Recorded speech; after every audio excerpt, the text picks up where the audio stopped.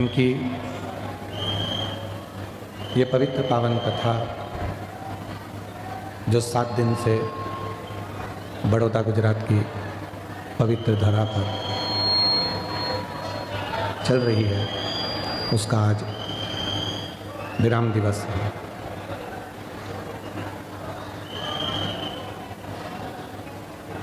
पूरी रात से शिव भक्त इस कथा का इंतजार कर रहे हैं और ये कथा आप देवादिदेव महादेव की अविरल भक्ति, उनका विश्वास, भरोसा, दृढ़ता आपको कथा के मंडप में, कथा के पंडाल में ले जाकर बैठाई है।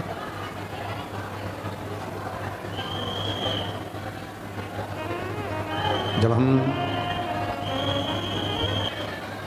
भगवान देवादिदेव महादेव की अविरल भक्ति को हम धारण करते हैं तो शिव विश्वास की उस अविरल भक्ति को, विश्वास की उस अविरल भक्ति को स्वीकार कर कर हमारी की जोड़ी भगवान शंकर कर देते हैं।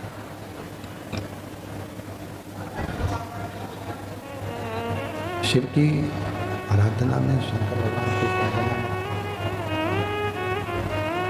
शिव की आराधना में, शंकर भगवान की साधना में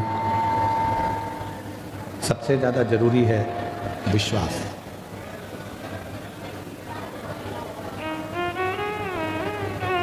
एक विश्वास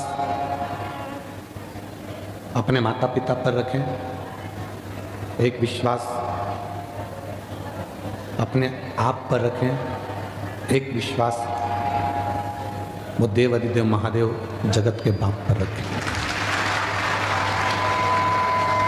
क्योंकि हमें वो विश्वास ही एक ऐसा है जो शिव से मिलाता है,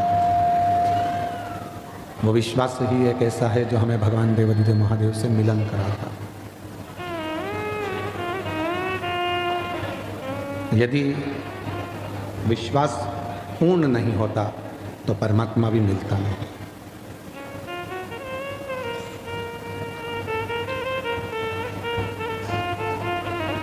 घर के वास्तु को ठीक करने के लिए अपनी वास्तविकता को ठीक करना जरूरी है।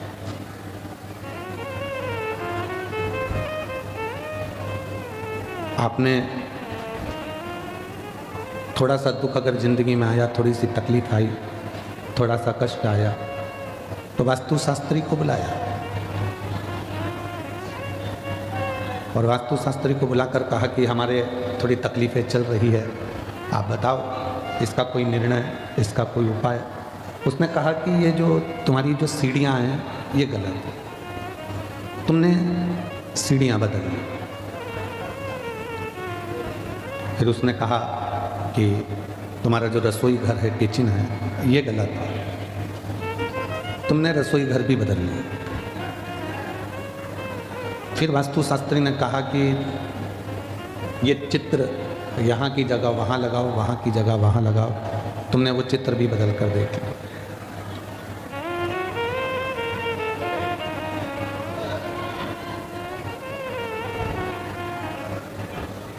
वास्तु ठीक करने से पहले अपनी वास्तविकता को ठीक करें। हम स्वयं को ठीक नहीं कर पा रहे। सीढ़ियाँ बदल कर देख ली, दुकान बदल कर देख लिया, घर बदल कर देख लिया, रसोई घर बदल कर देख लिया, आवाज़ सेट नहीं हुई है।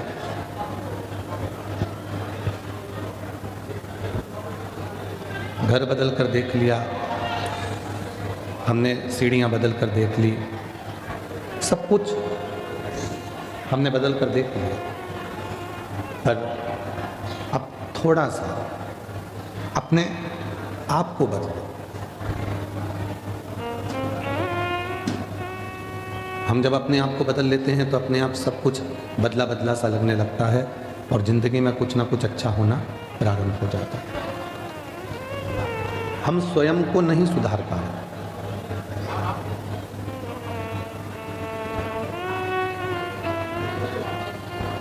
कल भी कथा में कहा था, हम कहते बच्चों से हैं कि थोड़ा ध्यान से पढ़ो। कल भी कथा में कहा था कि हम किसी व्यक्ति से कहते हैं कि ध्यान से काम करो, ध्यान से गाड़ी चलाओ, ध्यान से पढ़ाई करो, ध्यान से काम करो। कल कथा में कहा था, पर हम अपने ऊपर ही, अपनी चित्तवृत्ति में, अपने मन पर ध्यान नहीं दे पाते।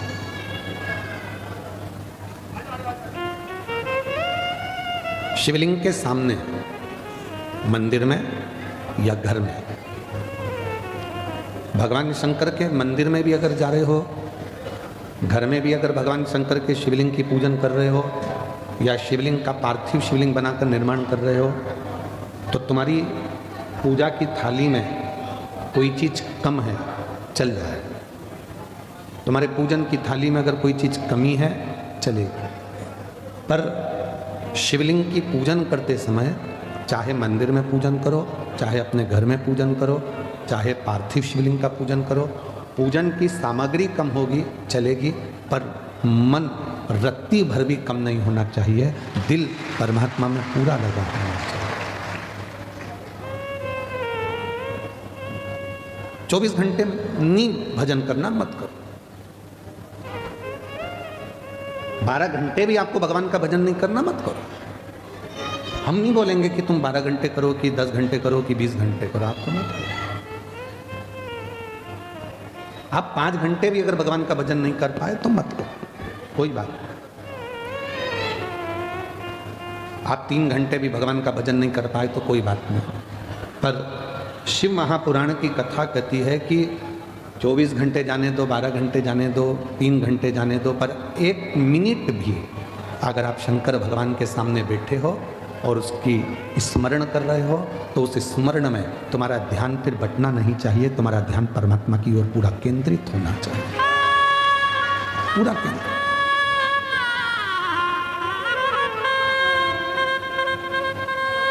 हम अपनी निगाहों को भी बांट देते हैं, हम अपनी शरीर की शक्ति को बांट देते हैं, हम अपने मन को भी बांट देते हैं, हम अपनी शरीर शक्ति को बांट देते हैं, हम अपनी दृष्टि को बांट देते हैं, हम अपने विचारों को भी, जो परमात्मा की ओर अग्रण्य होना चाहिए, उस मन को भी हम बांट देते हैं।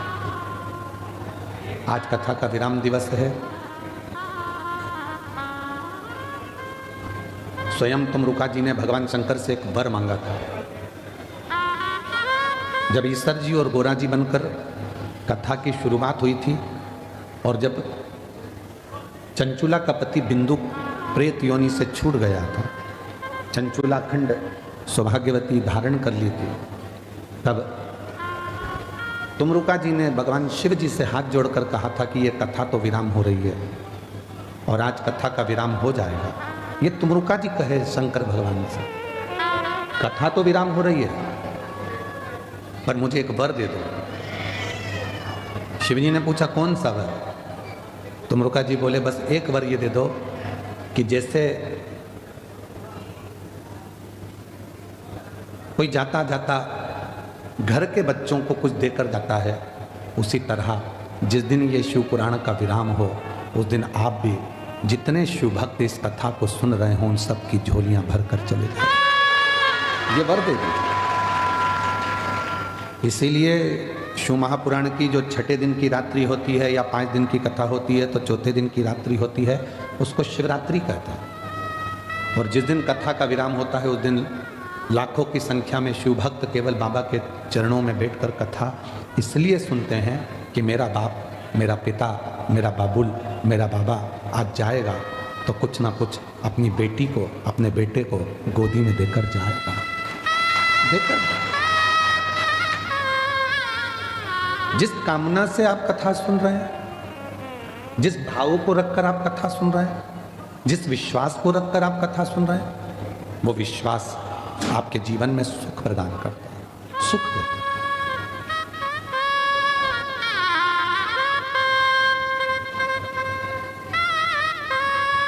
भरोसा प्रदान करता है।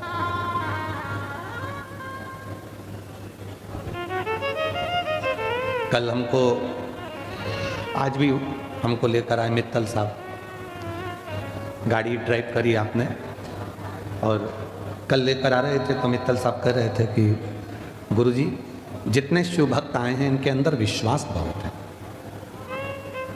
तो हमने मित्तल साहब से कहा कि मित्तल साहब विश्वास होता है तभी भीतर का विष समाप्त होता है और विश्वनाथ प्राप्त होता है।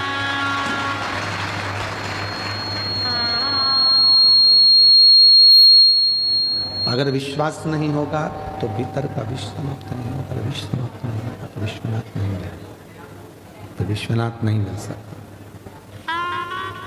विश्वास ही भीतर के विष को समाप्त करता है, भीतर के ताप को समाप्त करता है, भीतर के क्लेश को समाप्त करता है।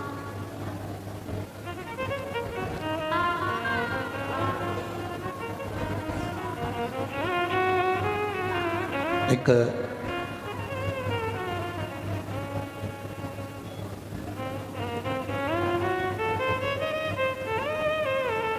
राजस्थान जयपुर की एक बेटी वनीता करके उसका नाम है, और उस बेटी को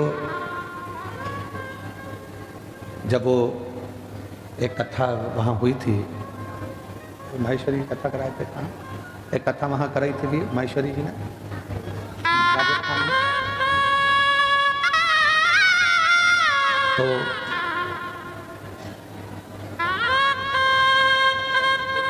रतनगढ़ में कथा थी। तो एक वनीता नाम की एक बच्ची जो कि स्कूल में टीचर है, सरकारी स्कूल में, वो आई। समिति वालों से उसने निवेदन करा माहेश्वरी जी से कि मिलवा दीजिए, मिलवाया। बहुत रो रही थी। हमने पूछा बेटा क्या हुआ, तो कहा गुरुजी एक बड़ी बीमारी हो गई है, कैंसर जैसी बीमारी से कौन बच सका।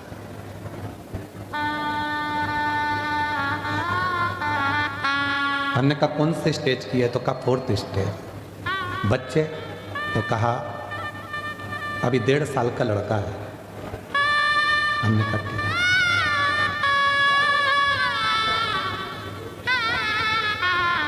क्या चाहती हो, ये बीमारी समाप्त हो जाए। हमने कहा ये तो हम कर ही नहीं सकते, डॉक्टर के पास जाओ, दवाइयाँ लो, इलाज कराओ। कीमो बोले कीमो कराओ, थेरेपी का बोले थेरेपी कराओ। आप कुछ नहीं करोगे। हमने कहा नहीं, हम डॉक्टर थोड़ी ना जो हम कुछ करेंगे, तो फिर कोई उपाय बता दो। हमने कहा एक उपाय है, आज कथा के पंडाल में तुम ये छोड़कर चली जाना कि तुम्हें कैंसर की बीमारी है, और आज से जिंदगी ऐसी जीना कि मुझे कोई बीमारी है ही नहीं। खुश होकर माइंड में से निकाल दे कि कोई बीमारी है। बच्चे के साथ खुश रहे, पति के साथ खुश रहे, परिवार में खुश रहे, स्कूल में ज़्यादा समय निकालो, अपना पूरी एजुकेशन पढ़ाई जो करते हो कराओ, खूब एंजॉय का जीवन जियो, खूब एंजॉय।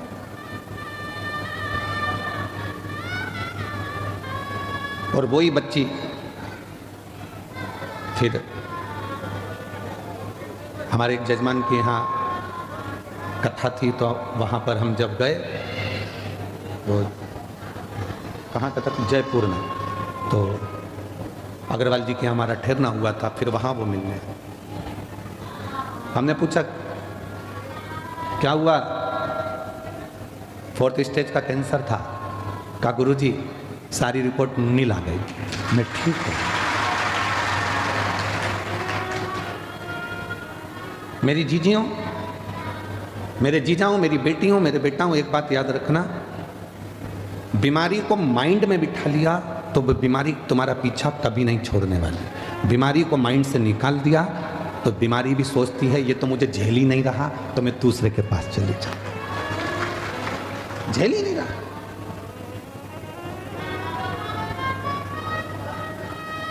हो सकता है हमारी बात का लोगों को बुरा लग जाए, पर बोलो तो हम कह देते हैं, बोलो तो हम बोल दें। हो सकता है हमारी बात का लोगों को बुरा लग जाए, पर उसका उत्तर पूरा बड़ौदा और गुजरात देना। अगर कोई प्रश्न करे तो दे दोगे। बीमारी और गर्लफ्रेंड एक जैसी होती है।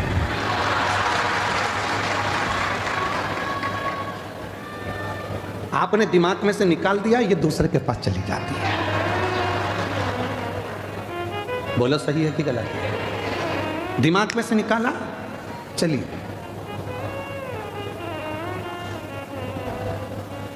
जब तक झेलते रहोगे तब तक उसके मोबाइल का बैलेंस भी तुम्हें डलवाना है, घुमाने भी तुम्हें ले जाना है, अपनी बाइक पे बिठाकर चाउमीन भी तुम्हें खिलाना है और लोचा भी तुम्हें कराना है, लोचा भी तुम्हें। अब और तुमने एक दिन मन में सोच लिया इतना पैसा तो मैं फालतू का खर्चा कर रहा हूँ, मेरे मम्मी पापा जिससे मेरी शादी कराएंगे वो मुझे जब मिलेगी और इतना मैं जब उस पर खर्च करूँगा तो मेरी ज़िंदगी संवर जाएगी, वो मुझे प्यार करेगी। खत्म खत्म। उसने सोचा मैं क्या करूँ, तो मैं दूसरी जगह। बीमारी भी ऐसी है। तुमने सोच लिया मेरे घुटने को डॉक्टर ने बोला है बदलाना पड़ेगा, बदलाना पड़ेगा, बदलाना पड़ेगा, मेरे घुटने का ऑपरेशन होगा होगा होगा। तुमने माइंड में बिठा कर रख लिया। बड़ा बेटा आया, उससे भी दिन भर में जो मिलता है उससे तुम घुटने की बात करते हो। जितने मिलते हैं उससे तुम केवल मेरे कमर बहुत दुख है, कमर बहुत दुख है, हमारी कमर बहुत दुख है, हमारी कमर बहुत दुख है। बस जो मिले वो कमर ही कमर तुम्हारी बुद्धि में चलती रहती है। बहू के पास बैठोगी तो भी वही बात है, बेटी के पास बैठोगी तो भी वही बात, मोबाइल पे बहन से बात करोगी वो भी वही बात। जो बीमारी ने तुमको घेरा है तुम उस बीमारी से बाहर ही नहीं निकल रहे हो, क्योंकि तुम्हारी माइंड उस बीमारी में फंस चुका है। जिस दिन तुमने सोच लिया कि आज मैंने बड़ौदा की कथा सुनी है, बीमारी को आज यहीं पटक कर जा रही है और गारंटी है 3 महीने में मेरा रिजल्ट अच्छा है। उसका प्रमाण ये लाखों भक्त, एक पत्र आज भी आया है, उसने भी यही बात लिखी। देखो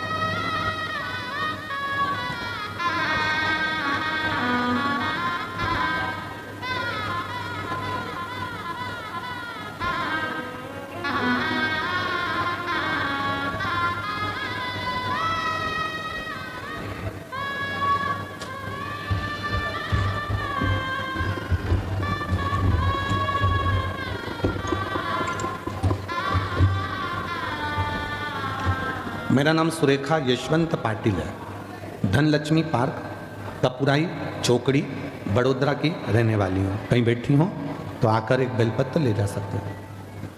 मैं क्या वर्णन करूँ मेरे महादेव गुरुजी। एक लोटा जल सारी समस्या का हल। मैं आपकी हर कथा में सुना था, कंकर शंकर में शंकर है। मेरी बेटी को सूरत की कथा से पहले गर्दन के पास में बड़ी गठान हो गई थी। डॉक्टर ने चेक करने के बाद पता चला ऑपरेशन करना पड़ेगा और गठान निकालना पड़ेगी। मैंने अपनी बेटी को बोला, डॉक्टर और कुछ भी बोले तो उन्होंने कह दिया कि ये गठान ठीक नहीं है, गठान बड़ी हो चुकी है, ऑपरेशन कर कर गठान की जांच होगी और ये गठान वो वाली नहीं है, ये गठान बड़ी बीमारी को सूचित करती है। मेरी बेटी फूट फूट कर रोने लगी। मैंने अपनी बेटी से कहा कि तू शिवालय जाना चालू कर दे। सूरत की कथा में रोज जाना प्रारंभ किया। पंडाल में मिट्टी को रोज लगा लेती थी अपने गले में, निवेदन करती बाबा से। और दूसरी बार जैसे ही कथा पूरी हुई उस गठान की फिर वापस जांच कराने के लिए सोनोग्राफी के लिए गई और बाबा ने ऐसी कृपा कर दी कि उसकी पूरी गठान गल गई और रिपोर्ट नॉर्मल है। गुरुदेव 15 दिन, देखो उसने लिखा 15 दिन बाद बाबा ने ऐसा क्या चमत्कार किया कि रिपोर्ट निकालने के बाद रिपोर्ट नॉर्मल आई और उसके बाद भोले बाबा पर खुद से ज्यादा विश्वास बढ़ गया, खुद से।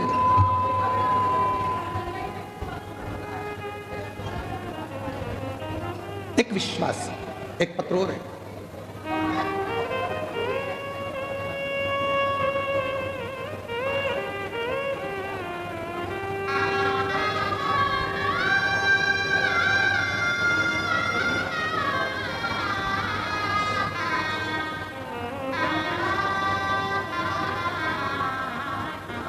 ममता बेन कचहर में आजवा रोड कमला नगर की रहने वाली हैं।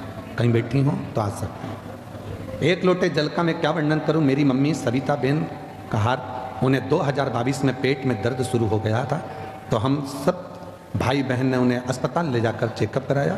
उन्हें चेकअप के बाद पता चला कि उनके पेट का कैंसर है, पेट का कैंसर है। और हम ये सुनकर डर गए थे। हमने कई अस्पताल में चेकअप करवाया और अच्छे से अच्छे अस्पताल में ऑपरेशन का डॉक्टर ने बोला। अब ऐसी अवस्था में क्या करें? किसी ने कहा कि शिव जी पे चढ़ा हुआ जल पीना प्रारंभ करो, एक बेलपत्र खाना प्रारंभ करो। रुद्राक्ष मंगवाया सीहोर का और रुद्राक्ष का जल शिव को चढ़ाकर पीना प्रारंभ करा। 6 महीने बाद जब जांच कराई तो सारी गठाने गल चुकी थी और कैंसर नील बता दिया। कहीं बैठी हो तो आ सकता, क्यों? उसका कारण क्या है? हमने फिर, हो सकता है आप लोगों को बुरा लग जाए, पर सत्यता है जो हम बोले हैं उसको दिमाग में रखना। आप मत झेलो, मत झेलिए आप।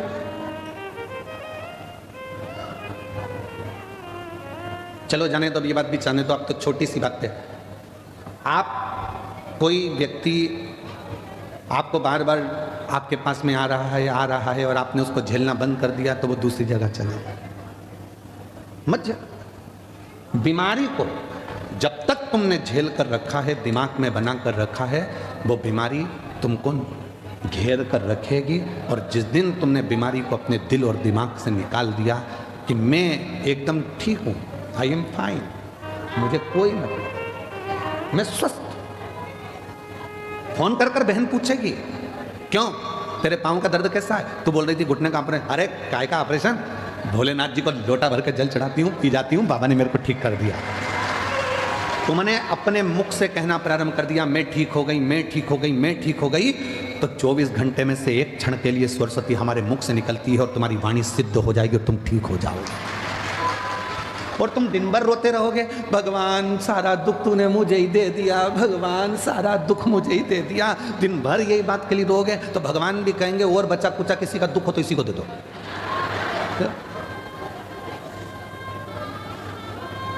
कचरे का डिब्बा दिखता है तो कचरा डालने की याद आती है। बोलो बोलो, ईमानदारी से बोलो, जरा सही बोलो।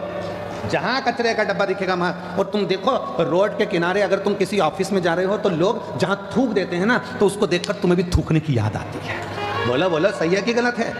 उसी तरह सारा दुख तुमने अपने ऊपर, भगवान तूने मुझे दुख दे दिया, भगवान सारा दुख मुझे ही दे दिया, भगवान इतनी परेशान। तो भगवान कहेंगे जब सब यहीं थूक के जा रहे हैं तो अपन और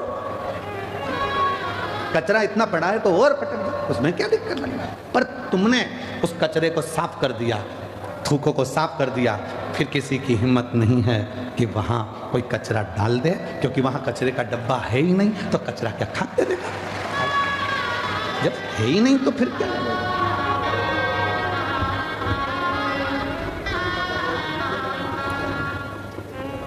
तेरी कृपा का क्या है भरोसा। इसी बेटी को गले में गठान हो गई थी और डॉक्टर ने ऑपरेशन का कह दिया था। गठान भी डॉक्टर बोले थे आड़ी टेढ़ी है, पर बेटी कह रही है कि मुझे विश्वास नहीं था, क्या एक लोटे जल से, एक बेलपत्र से और सीहोर के रुद्राक्ष के पानी से क्या मैं ठीक हो सकती हूँ? पर आज बिना दवाई गोली कुछ भी नहीं लेती और पूरी ठीक हो गई। एक बार जोरदार था।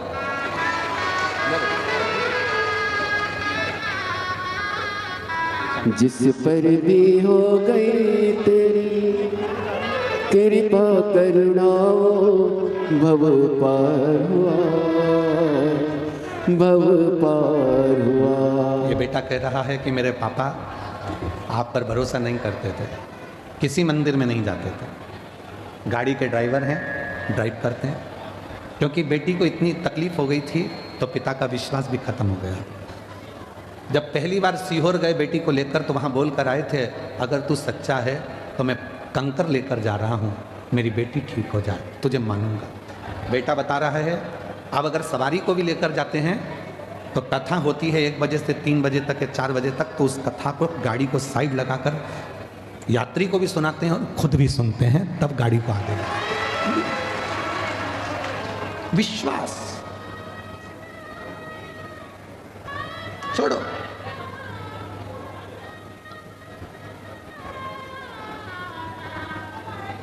आप अपने दिल से, अपने दिमाग से ये निकाल दो कि मैं बीमार हूं। कई बेटियां कहती हैं क्या मेरी सरकारी नौकरी लगेगी? हम उनसे पूछते हैं तुम सरकारी नौकरी करोगे? हाँ। लगेगी? हाँ। कोई उपाय? तो हम बेटियों से बेटाओं से कहते हैं अगर सरकारी नौकरी चाहते हो, तुम कहते हो कि कोई उपाय, उसका एक ही उपाय है, अपनी मेहनत को 4 गुना बढ़ा लो, रात दिन एक कर दो, परिश्रम खूब करो, और आखिरी में जिस दिन कंपटीशन एग्जाम में बैठो, एक बेलपत्री पर शहद लगाकर शंकर को चढ़ाकर चले जाओ, फिर वो कार्य बाबा संभाल। मेहनत करो, परिश्रम करो। अब हम मेहनत भी नहीं करें, परिश्रम भी नहीं करें और सोचे कि सीओर वाले मामा जी ने कहा है तो मेरा जॉब लग जाएगा, नौकरी लग जाएगी, नहीं लगे। मेहनत आपको करना पड़ेगा, परिश्रम आपको करना पड़ेगा।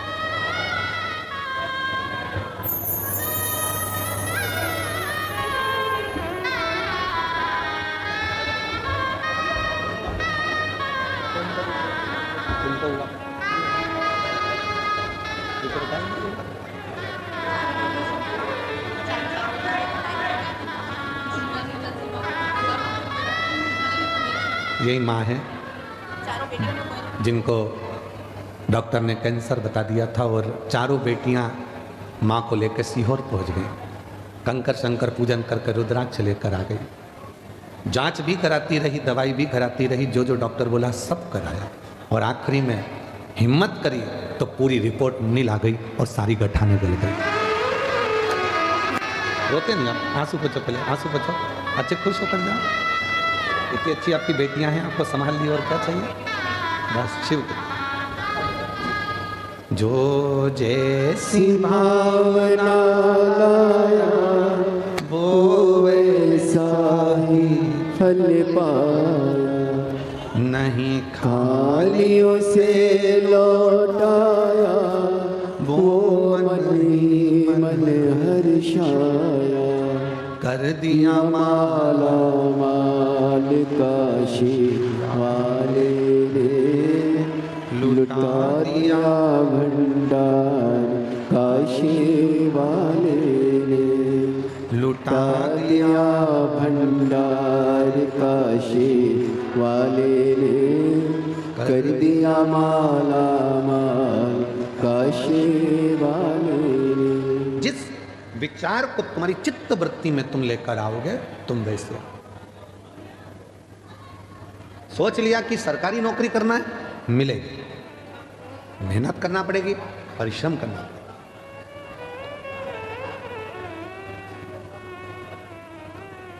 कैसे नहीं मिलेगी?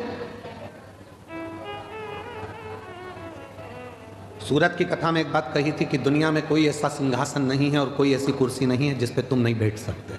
अगर अंदर विश्वास है, भरोसा है, मेहनत है, परिश्रम है, तो तुम बैठो।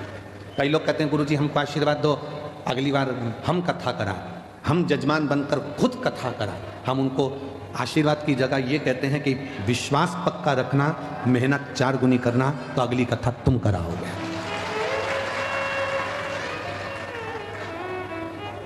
हम मेहनत ही ना करें, परिश्रम ही ना करें और सोचें कि सब कुछ मिल जाए, तो नहीं मिल सकता।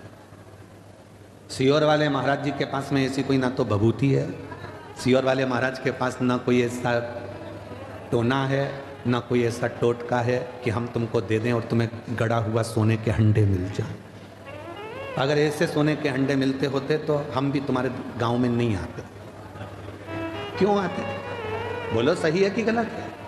मेहनत करना है, परिश्रम करना है, और वो मेहनत, वो परिश्रम एक दिन तुम्हें उन्नति की उस सीढ़ी पर लेकर जाएगा जिस पर तुमने कभी सोचा ही नहीं था। तुम्हें पता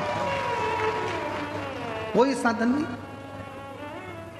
एक चने बेचने वाले का बेटा हूं, पिताजी चने बेचते थे।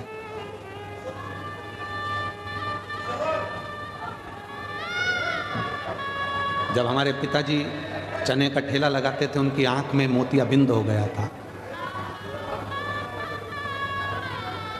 ऑपरेशन के लिए ग्वालियर लेकर गए, पैसा नहीं था। चने के ठेले को हम धकाते, बेचते, जो इकट्ठा होता वो रखते और पिताजी का ऑपरेशन कराते। माँ के पाँव में जो चांदी की पाँव की पायल थी वो भी बेच दी गई। माँ के पास में अगर कोई थोड़ी बहुत रकम थी वो भी निकाल कर बेच दी गई और पिताजी का आंख का ऑपरेशन करा। उस समय की बात है, हिम्मत नहीं आ रही। दोस्तों की किताब लेकर पढ़ाई करी, उनके कपड़े पहनकर स्कूल और कॉलेज चले गए। दूसरे का शादी का मंडप लगा था, उसी मंडप में अपनी बहन की शादी करी, क्योंकि मंडप का पैसा भी नहीं था। हिम्मत नहीं हारी, और आज हिम्मत नहीं हारी इसीलिए आप लोगों से कहते हैं किसी ने साथ नहीं दिया। जो इतना डोंडी पीटते हैं, परिवार इतना बड़ा है, कुटुंब इतना बड़ा है, रिश्ते इतने सारे हैं, कोई साथ नहीं देता। व्यर्थ की बात है। अकेले पैदा हुए हो, अकेले परिश्रम करना है और अकेले ही सिंहासन पर बैठना, कोई दूसरा नहीं आएगा। तुम किसको अपना दुखड़ा सुनाते हो? थोड़ा सा घर में तकलीफ हुई तो बहन को फोन कर दिया, भांजी को फोन कर दिया, बेटी को फोन कर दिया, उसको फोन कर दिया। नहीं नहीं, तुम्हारा दुखड़ा कोई नहीं मिटा सकता।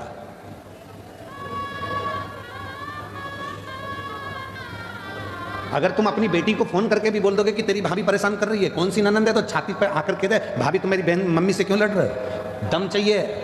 वो भी किसी की बहन है, वो भी किसी की बेटी है, वो भी बोल सकती है, उसमें भी सामर्थ्यता है। इसलिए किसी को अपना दुखड़ा मत कहो। दुखड़ा कहना है, एक लोटा जल लेकर शंकर जी के मंदिर में जाकर, वो जगत का बाप है, उससे इतना जरूर कहो कि बाबा मेरी जिंदगी के सारे दुख काट देना, कोई बुरा नहीं है। हो सकता है मेरी किस्मत में पूर्व में कोई कर्म भोगने का रह गया था, वो आज भोग रही हूँ, पर बाबा तू तो कर्म के लेख को भी मिटा सकता है, तो मेरे लेख को भी मिटा देना और मुझे अच्छा कर दे। उसको कहो ना, किसको कह रही? भाई आया तो उसको कह दिया, बहन आई तो उसको कह दिया, रिश्तेदार आए तो उनको कह दिया। क्या कर लेंगे रिश्तेदार? शादी में सब खा पी के चले जाते हैं, 500 रुपए की एक प्लेट निपटा के, दूसरी बार कोई नहीं आता। तुम्हारे घर में क्या हो रहा है उनको कोई मतलब नहीं।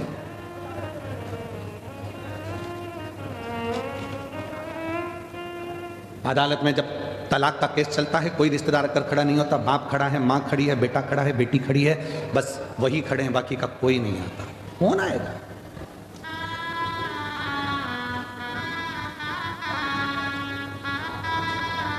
तुम्हारे यहाँ बड़ौदा में बारात निकलती है क्या? दूल्हा घोड़े पे बैठ के, घोड़ी पे बैठ के निकलता है? जम के तो बोलो। नाचने वाले घोड़ी के पीछे नाचते हैं कि आगे? आगे, ठीक है। और मरने के बाद अर्थी निकलती कि नहीं निकलती? निकलती है। परिवार वाले आगे नाचते हैं कि पीछे?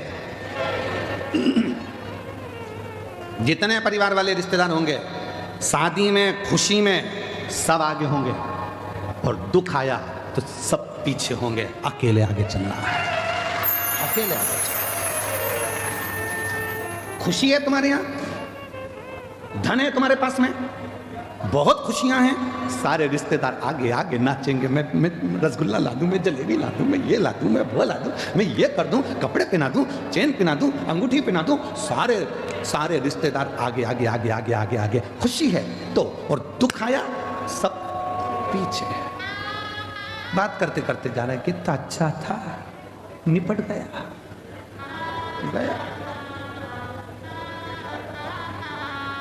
कौन आया फिर? कौन आया? फिर तो कह देंगे देखो हम मरे का भोजन नहीं करते, इसलिए हम 12वें में नहीं आते। और वही मरा हुआ व्यक्ति का धन खा गए, संपदा खा गए। तेरे पास में मेरा लड़का देकर गया था, इतना पैसा नहीं दिया तो तू लौटा दे, वो देने का नाम नहीं। हम 12वें का भोजन नहीं खाते, बाकी का सब खा जाते हैं, बस वो ही नहीं खाते।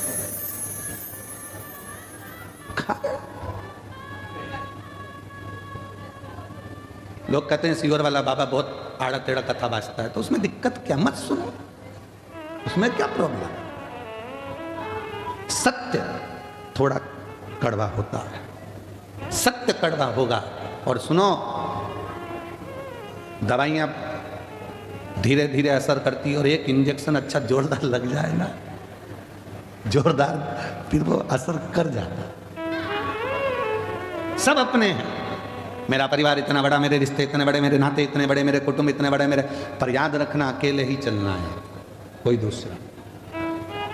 और केवल तुम्हारे साथ नहीं हुआ है, शिव जी के साथ में भी ये हुआ। अमृत निकला मंथन से, पीते समय 33 कोटि देवता को शंकर जी याद नहीं आए। एक भी देवता ने यह नहीं कहा कि शिव जी को अमृत देना है, एक ने भी ये नहीं कहा कि शंकर जी दे गए अमृत पीने से, एक ने भी ये नहीं कहा कि अमृत भोलेनाथ जी के पास पहुंचा दो, एक ने भी ये नहीं कहा कि शिव जी के पास अमृत भेज दो। पार्वती जी तो इंतजार कर रही थी, तुम्हारे इतने सारे परिवार वाले कोई अमृत लेकर आएगा। एक नहीं आया, एक आए कब? जब विष निकला, कोई नहीं पिया। न पृथ्वी ले, न आकाश ले, न पताल ले, न कोई लेने को तैयार नहीं हुआ, ना देवता ले। तब पूछा फिर इसको किसको दें, किसको? तो कहा एक काम करो कि वो शंकर जी के पास भेज दो। शिव जी विष? हाँ ले जाओ।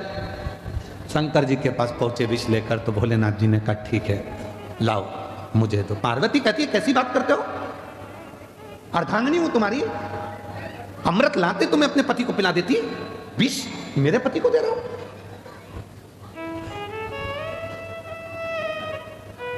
पार्वती जी सामने खड़ी हो गई, मेरा पति विष नहीं पिएगा, और सुनो स्वामी विष मत पीना।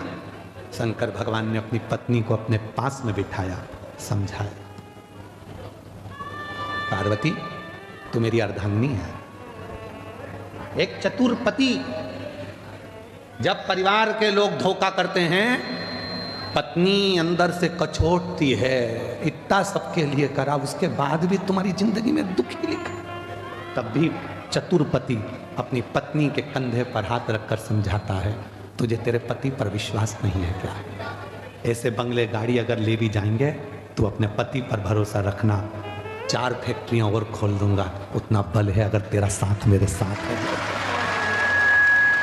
अगर तेरा साथ मेरे साथ है तो 4 फैक्ट्रियां, 4 दुकान और खोल दूं। बच्चों का क्या होगा तो उसकी चिंता मत कर। मैं जब आया था बड़ौदा में तो मेरे पास भी कुछ नहीं था, उसी ने तो मुझे दिया है। अगर ये खा भी लेंगे तो मेरे ललाट पर लिखा हुआ कोई नहीं लेकर जाएगा, वापिस जोड़कर आगे बढ़ जाऊंगा, जाने दे।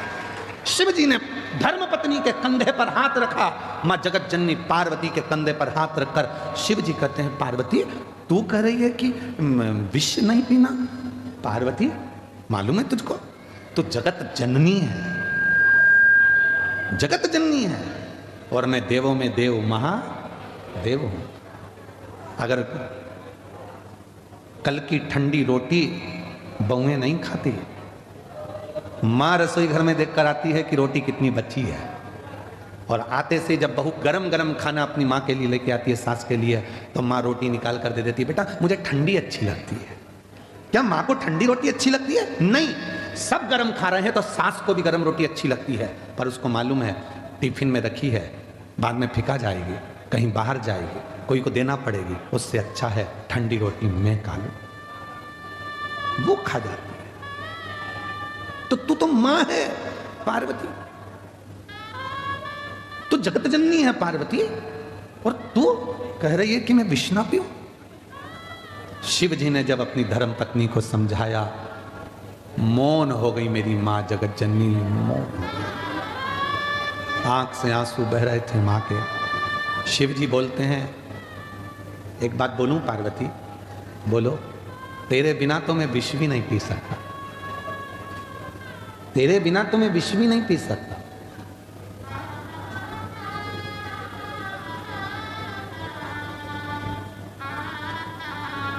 तलाक शब्द मुसलमानी शब्द है,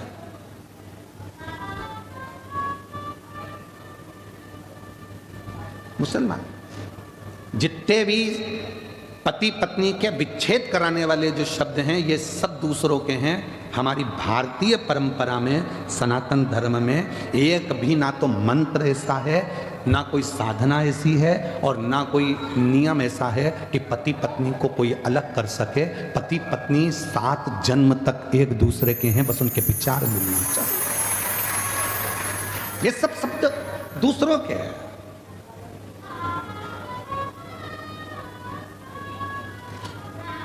ये सारे शब्द दूसरों के।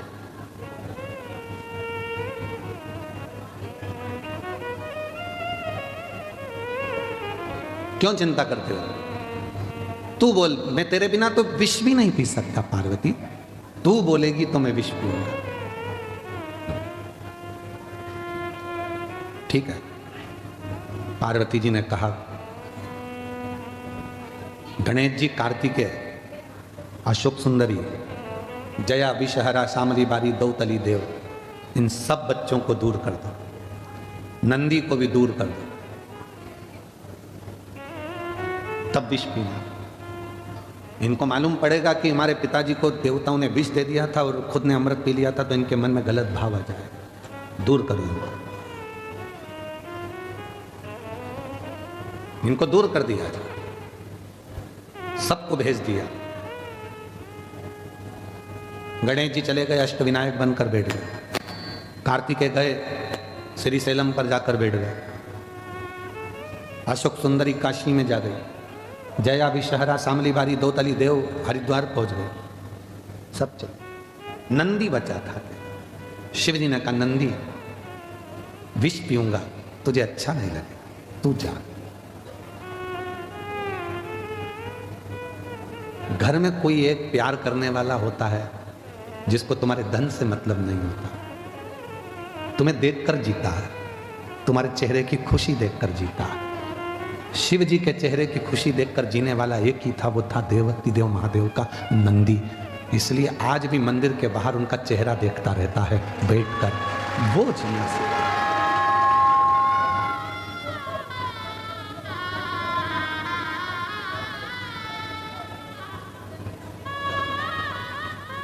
तुम्हारे चेहरे पर दुख नहीं देख सकता। परिवार में कोई एक व्यक्ति, या तो तुम्हारा मित्र, दोस्त, सखा, पुराना कोई हो, या अभी का कोई हो, या कोई ऐसा हो जो कोई परिवार में, कुटुंब में, रिश्ते में, नाते में, दोस्तों में, मित्रों में, तुम्हारे बेस्ट फ्रेंडों में, कोई तुम्हारे नौकर में, चाकर में, कोई काम करने वालों में, कोई तुम्हारी ड्राइविंग करने वालों में, कोई तुम्हारी फैक्ट्री में काम करने वालों में, तुम्हारे घर में रोज आने जाने वालों में कोई एक ऐसा होगा जो तुमको बहुत प्यार करता होगा। वो तुम्हें दुखी नहीं देख सकता।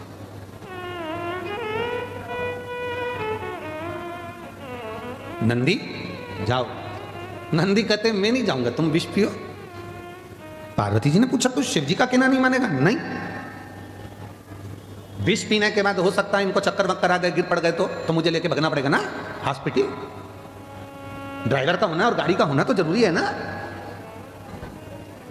शिव जी मुस्कुराकर बोले, मैं विष पीऊंगा, थोड़ा बहुत गिर गया तो।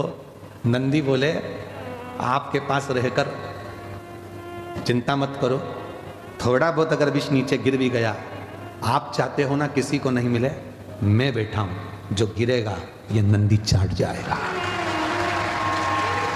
नंदी चाटेगा, आप चिंता मत करो।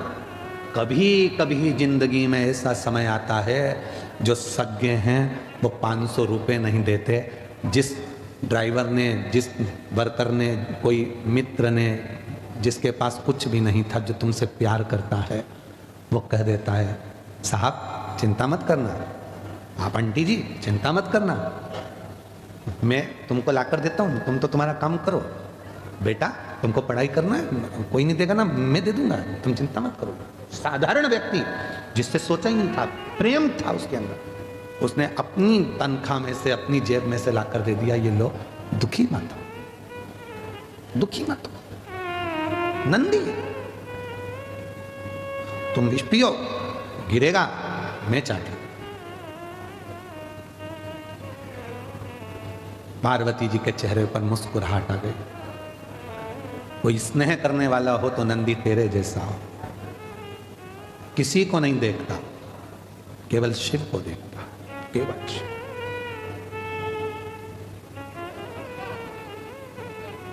केवल शिव को, उसके सिवाय किसी को नहीं। शंकर की ओर उसका मुख होता है और शिवलिंग की ओर देखता रहता है।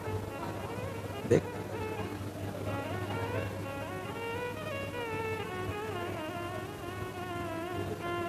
देखता। कभी जिंदगी में कोई अच्छा मित्र, कोई जीवन में अच्छा सखा एक ऐसा होता है जो तुम्हारे पीछे खड़ा होता है, पीछे।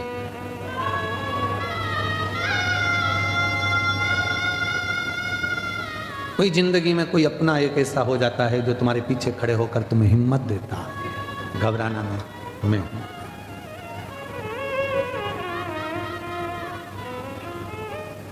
लोग धर्म पत्नी को केवल धर्म पत्नी मानते हैं और उसको सोचते हैं कि करवा चौथ आएगा तो साड़ी मंगेगी, जेवर मंगेगी, रकम मंगेगी।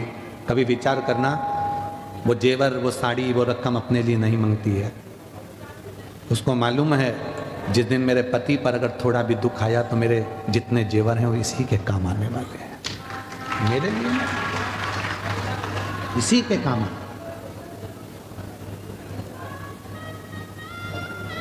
स्नेह कोई चाहने वाला अगर मिले, फिर निवेदन करूंगा, प्यार में धन नहीं होता, प्यार में पैसा नहीं होता, और प्यार चेहरा देखकर नहीं होता।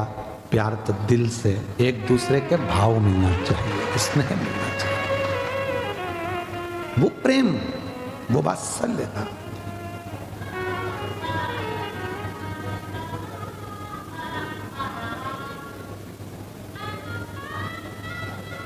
हम जिन मित्रों की किताब लेकर पढ़ते थे, हम जिन मित्रों के कपड़े पहनकर स्कूल चले जाते थे, उन मित्रों के भी रिश्तेदार कहते थे तेरे कपड़े मत दिया कर इसको।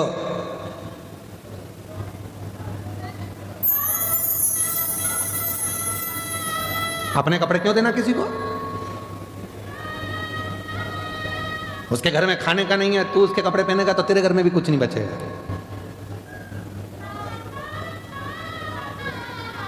मत देना इसको कपड़े। अपनी किताब क्यों देता है? बहुत सारे मिलते थे, फिर भी एक हमारा मित्र ऐसा था कि वो चुपचाप से स्कूल के बैग में कपड़ा फंसा कर लाता था, शर्ट, और लाकर दे देता था, आज ये वाली शर्ट पहन के चले जाना एग्जाम में, तेरी क्लास अलग है, मेरी क्लास अलग है, चले जा। कोई चाहने वाला चाहिए, जो धन, उस समय पर धन नहीं था तो भी तो प्यार करने वाला था, प्रेम करने वाला था। कोई चाहने वाला चाहिए, स्नेह करने वाला चाहिए, जो प्रेम धन से।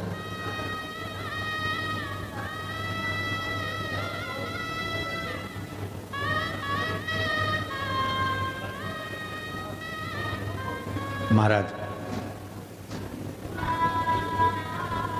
जब स्नेह पार्वती जी ने देखा शिव जी को कि शंकर भगवान विष पीने की तैयारी में है, पार्वती जी ने विचार कर लिया मेरे पति विष पिएंगे, मैं क्या करूं? आद्य शक्ति जगत जननी जगदम्बा दुर्गा भवानी जैसे ही शिव विष पी रहे थे, पार्वती जी उनके कंठ में जाकर बैठ गई। मां पार्वती कंठ के अंदर विष को नीचे उतरने ही नहीं दिया। उतरता तो मरते ना, उतरा ही नहीं। पार्वती कंठ में बैठी है, वो विष उसी गले में घूम रहा है, नीचे नहीं जा रहा। अगर विष नीचे चले जाता तो शंकर पूरे नीले पड़ जाते, पर उनका केवल कंठ नीला पड़ा, इसलिए नीलकंठ महादेव हो गए। नीचे ही नहीं गिरने दिया, विष को जाने ही नहीं दिया, कंठ पर रोक दिया। मेरी जीजियों, मेरे जीजाओं, घर की एक धर्म पत्नी केवल ऐसी होती है, तुम्हें लगता है कि वो घर में रहती है तो बहुत ऐश और आराम की जिंदगी जीती है। तुम दुकान पर सर्विस में नौकरी पर रहते हो तो तुम्हें लगता है कि मैं ही थकता हूं, केवल मैं ही थक रहा हूं, और वो ऐश की जिंदगी जी रही है। एक धर्म पत्नी अगर सच्ची है ना, तुम्हारे लिए भोजन भी बनाती है, बच्चों का टिफिन भी बनाती है, पढ़ाती भी है, बुजुर्ग माँ बाप की सेवा भी करती है, और शाम को तुम्हारी दुकान से आने का, ऑफिस से आने का इंतजार भी करती है, भोजन भी बनाकर फिर रात्रि को तुमको देती है। उसका समर्पण, लोगों के ताने भी सुनती है, विष भी पीती है। वो सच्ची धर्म पत्नी। केवल विवाह हुआ, शादी हुई, एक आध बच्चे हो गए, जरा सी बात खड़ी हो गई और उसके पीछे तलाक हो रहा है, तो समझ लेना कि तुमने अपनी जिंदगी को भी सही जिया ही नहीं। और तुमको लगता है कि इस लड़के से तलाक ले लूंगी, दूसरी शादी कर लूंगी, या मैं इस लड़की से तलाक ले लूंगा, दूसरी शादी कर लूंगा। हो सकता है कि आने वाला समय कैसा हो, उसको निभाओ, समझो क्यों विवाद हो रहा, किस चीज के लिए, थोड़ा निभाओ, साधु। हाँ, कोई धन का ही मीत है, पैसे से ही प्रेम है तो फिर तलाक भी हो सकता, पर धन का मीत नहीं है, केवल प्यार चाहता है, केवल प्रेम चाहता है, तो फिर पैसे को बीच में मत लाना, धन बीच में।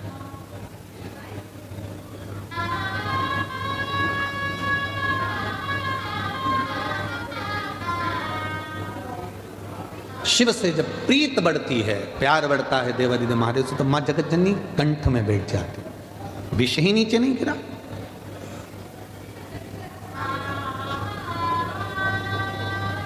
थोड़ा सा 2-4 बूंद नीचे गिरा तो मेरे नंदी ने उसको साफ कर दिया, आने नहीं दिया नीचे। विश्व पति से ज्यादा धर्मपत्नी को विष पीना पड़ता है। ताने किसको सुनना है? धर्मपत्नी को। घर में बच्चे नहीं होते ना, बेटे से कोई नहीं कहता, सब बहू कोई कोसते हैं, बच्चे ही नहीं हो रहा है, बच्चे ही नहीं हो रहा है, बच्चे ही नहीं हो रहा है, संतान ही नहीं है। पति को कोई बांझा नहीं कहता, औरत को ही लोग बांझ कहते हैं। पति का तो कोई नाम ही नहीं लेता कि कभी आज तक सुना कि इसको बच्चे नहीं होते, बांझा है। पर पत्नी को कह देंगे, कोस कोस के मार देंगे, बांझ है, बच्चे नहीं है, संतान नहीं है। मौसी आई तो के, मामी आई तो के, भाभी आई तो के, ननंद आई तो के, बच्चे नहीं है तो तुम्हारा दे दो, लग जाओ। बच्चे नहीं है, बच्चे नहीं है, बच्चे नहीं है, पति से कोई नहीं कह रहा, सारे दोष स्त्री को, सब विष उसको। खाने में नमक नहीं डाला, इसको तो आता ही नहीं है। अरे भाई नहीं डाला कोई बात नहीं, भूल गई होगी इतने काम में, नमक की कटोरी तेरे पास में रखी है ना, डाल ले, चम्मच से हिला ले और जितना ठूसना है ठूस ले। काय को माता बच्ची करता, नमक नहीं डाला, उसके प्राण खा रही, इसको तो बनाना ही नहीं आता, इसके बाप के घर से कुछ सीख के ही नहीं आई, आई सीख के मुंह चलाना। चलाए चलाए, अगर वो चलाएगी ना तो फिर तुम्हारा मुंह बंद हो जाएगा। इसलिए जो सीख के आई, बहुत अच्छी बेटा, कम नमक डालना चाहिए, उसको मालूम है सास ज्यादा नमक खाएगी ऊंची नीची हो जाएगी। शक्कर कम डाली, कोई बात नहीं, शुगर ऊंची नीची हो जाए। अच्छा हम आपसे पूछें बड़ौदा वालों, बताना जरा, उत्तर देना, सब समझदार बैठे हो, उत्तर दे सकते हो। पहले के समय में, दादा परदादा के समय में शुगर की बीमारी थी क्या? जम के बोलो, नहीं थी।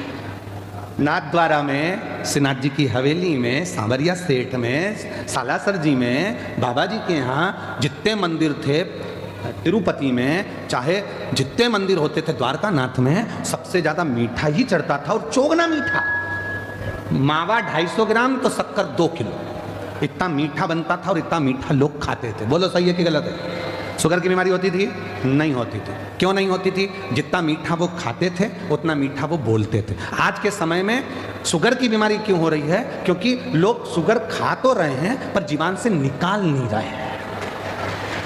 शुगर का लेवल बराबर करिए, मीठा खाओ, मीठा बोलो। अगर मीठा बोलते रहोगे तो शुगर बाहर निकलती रहेगी। जिसकी शुगर नहीं निकलती वो नस में घुसते घुसते घुसते घुसते शुगर की बीमारी हो जाती है। इसलिए मीठा खाओ पर मीठा बोलो तो शुगर लेवल में चलती रहेगी, शुगर का लेवल बराबर चलता रहेगा। अब वो घुस रही है नस के अंदर, अब वो बाहर नहीं निकल रही तो वो खून में भरा गई। शुगर को तो बाहर निकाल लो ना, थोड़ी थोड़ी शुगर बाहर निकलेगी तो वो खून में नहीं जाएगी, वो खून में जा रही है। क्योंकि और शुगर की बीमारी कैसे होती है? अंदर से कुड़ते रहो कुड़ते रहो कुड़ते रहो, शुगर बीपी सब हो जाएगा। बाहर निकालो, स्माइल प्लीज, थोड़ा मुस्कुरा लो, शुगर बीपी सब लेवल में आ जाएगा, कोई बीमारी नहीं, एकदम आई एम फाइन, मस्त।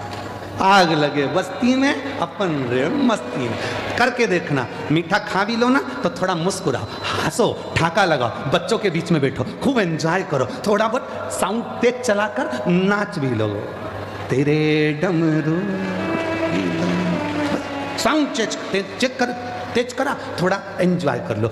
रसोई घर में अगर भोजन बना रहे हो तो फुल एंजॉय के साथ खूब एंजॉय। श्री शिवाय नमस्कार।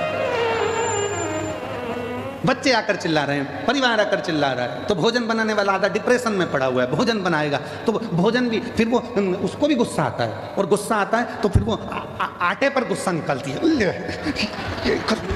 आटे पर गुस्सा, और वो आटे पर गुस्सा निकला तो आटे की रोटी बनी और रोटी बन के सबको खिलाई गई। अब सब शाम को 4 बजे तक जैसे ही ऑफिस से आए सब आंख बबूला। कहा हमारे घर में इतना गुस्सा कैसे आ गया? क्योंकि तुमने वो घर की बहू को इतना डिप्रेशन दे दिया, घर की माँ को इतना डिप्रेशन दे दिया कि वो पूरा आटे में या फिर चाय बनाती है तो उसकी अदरक में ले वो अदरक को कूट कूट के पूरा गुस्सा निकाल देती है, और वही गुस्से की चाय तुम पी जाते हो, तो पीते से ही आग बबूला, मेरा नाम चिंचिंचू।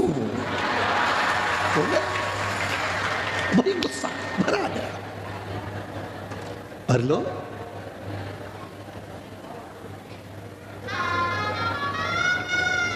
उसको सुखी रखो। तुमने अगर मेरी जीजी को सुखी रखना चालू कर दिया तो जी जाओ, तुम्हारी तो बल्ले बल्ले हो जाएगी पक्का। तुम उसको सुखी रखो, खुश रखो, ठीक है जो है, तुम अच्छी रहेगी। पार्वती मैया कंठ में बैठ गई, विष नीचे नहीं आने दिया, विष नीचे नहीं करने दिया। गिरे कैसे?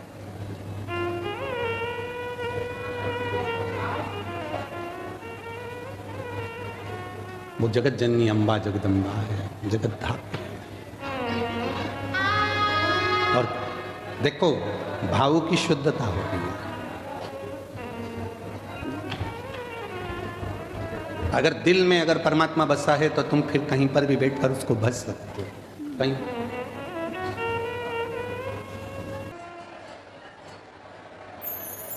विराजो, बैठ जाए सभी। बड़े भाव से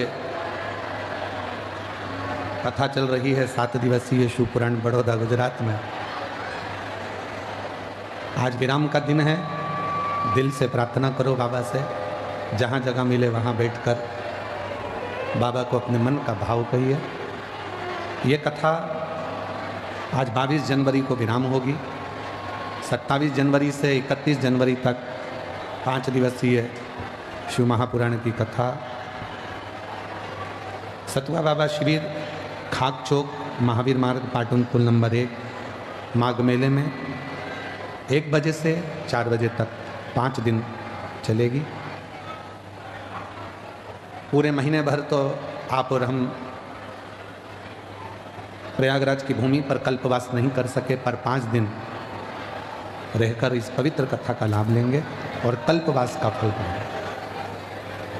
उसके बाद में कथा 11, 12, 13 तारीख को डबरा मध्य प्रदेश में 3 दिवसीय शिव पुराण की कथा रहेगी। डबरा, दतिया, झांसी, बीना, ग्वालियर के पास के सभी शिव भक्तों से निवेदन है, आप लोगों को मौका नहीं मिल पाता है, 3 दिवसीय शिव पुराण आपको मिल रही है डबरा में, तो 1 बजे से 4 बजे तक वहाँ भी कथा का लाभ लेकर अपने जीवन को धन्य बनाए। फिर रुद्राक्ष महोत्सव, जो मेरी जीजियों का मायका है कुबरेश्वर धाम, ऐसे पवित्र भूमि पर पूरे साल लोगों को इंतजार रहता है उस रुद्राक्ष महोत्सव का दर्शन करने का, जहां 14 फरवरी से 20 फरवरी तक रुद्राक्ष महोत्सव रहेगा। 1 बजे से 4 बजे तक वहां कथा का समय रहेगा। लाभ लेंगे बाबा के रुद्राक्ष महोत्सव का।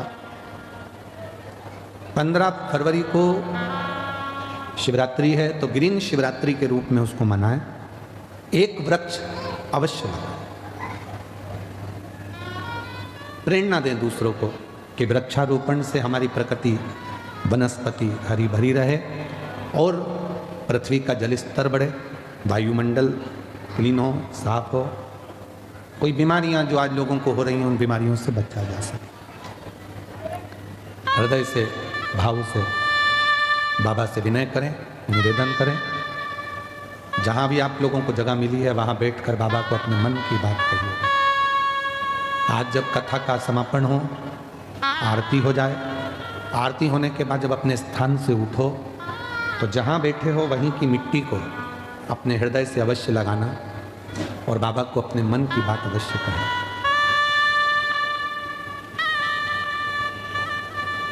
साथ में बाबा से प्रार्थना करिएगा, साथ में बोलिएगा, दिल से बाबा को नमन करिएगा, विनय करिएगा।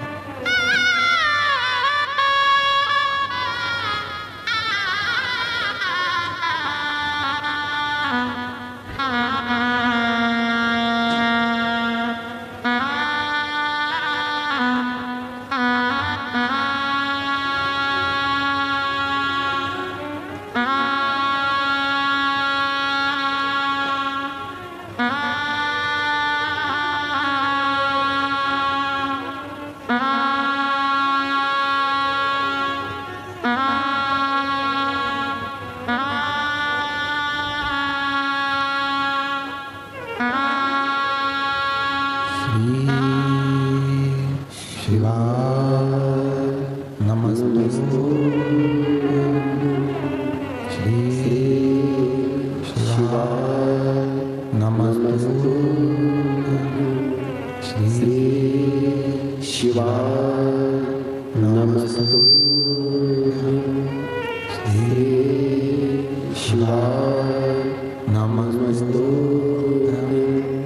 श्री शिवाय नमस्तु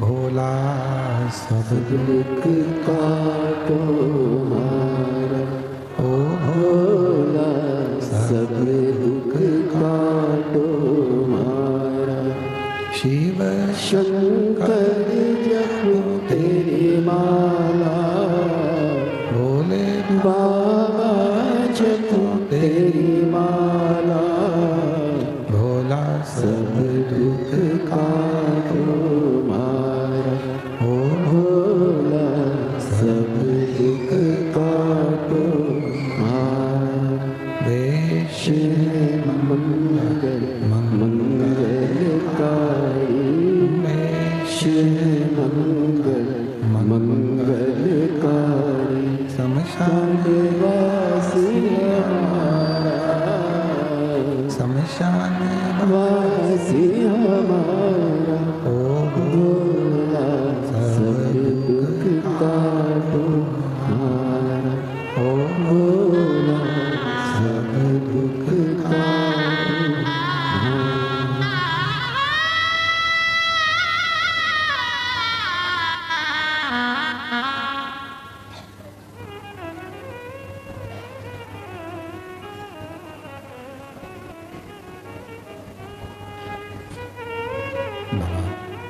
देवादिदेव महादेव भगवान शिव ओगड़दानी त्रिकालदर्शी कैलाशी अविनाशी भगवान शंकर की पवित्र कथा कह रही है। शिव महापुराण की कथा वर्णन कर रही है। शिव तत्व कह रहा है। शिव महापुराण की कथा कह रही है। भगवान शंकर का पवित्र चरित्र कह रहा है। शिव तत्व कह रहा है। माँ जगत जननी जगदम्बा अम्बा पार्वती जी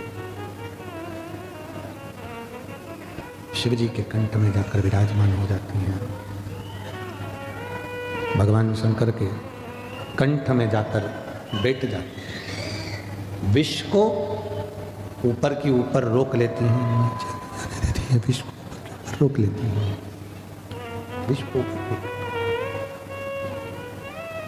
वो विष नीचे ही नहीं जाता।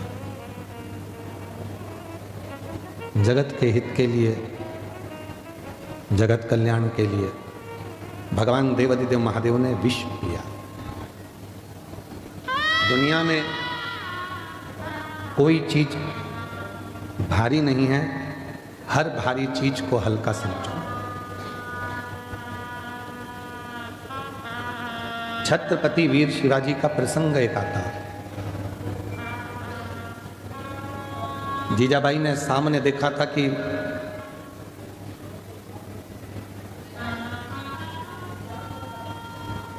अपना ध्वज किले पर द्रोहियों ने, दुश्मनों ने लगा रखा था और जीजाबाई ने छत्रपति वीर शिवाजी से कहा था कि ये ध्वज अच्छा नहीं लगा, इस ध्वज को निकालो।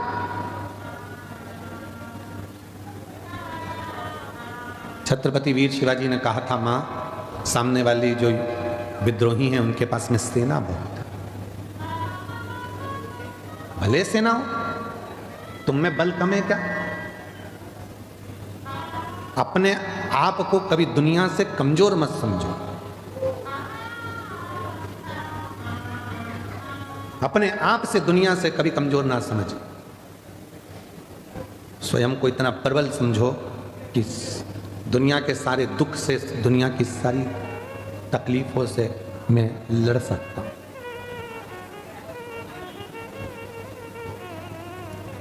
एक कथा आती है शिव महापुराण के अंदर कि तारकासुर जिसने वर मांगा था कि मैं मरूं तो शिव जी के पुत्र के द्वारा मरूं। आवाज को सेट करिए, आवाज ठीक नहीं है। शिव जी के पुत्र के द्वारा मैं मरूं, भगवान शंकर के बेटे के द्वारा मरूं। और जब षडानंद कार्तिकेय जी का जन्म हो गया, षडानंद कार्तिकेय जी प्रकट हो गए और कार्तिकेय बाबा जब प्रकट हुए तो उन्होंने माँ आद्यशक्ति जगत जननी जगदम्बा दुर्गा भवानी से कहा, माँ आद्यशक्ति भवानी से उन्होंने विनती करी कि मैं कैसे, इस तारकासुर ने वर मांगा है, इस तारकासुर ने वर मांगा है कि मरूं तो शिव जी के पुत्र के द्वारा मरूं, बेटे के द्वारा मरूं, पर मैं छोटा हूं और तारकासुर की सेना विशाल है, ये मुझसे कैसे मरेगा? दुनिया में कोई ऐसा काम नहीं जो व्यक्ति कर ना सकता। एक पत्र अच्छा है,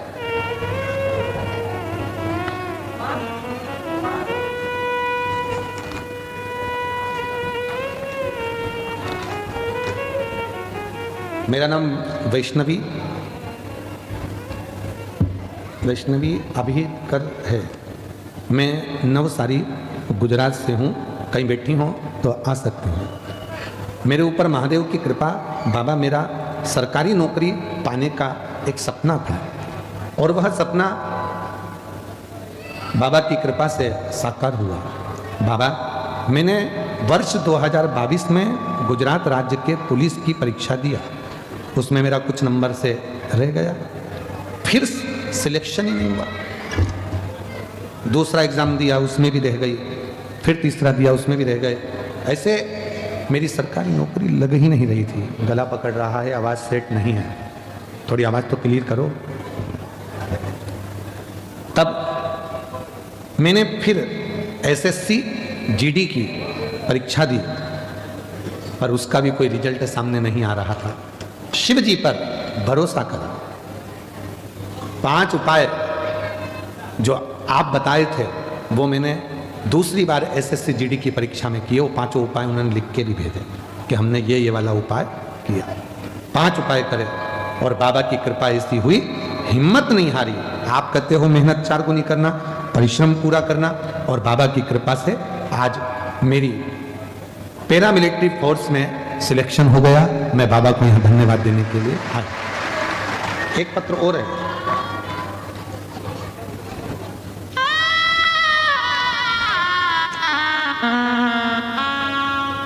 मेरा नाम जरा पढ़ के बताओ क्या लिखा है।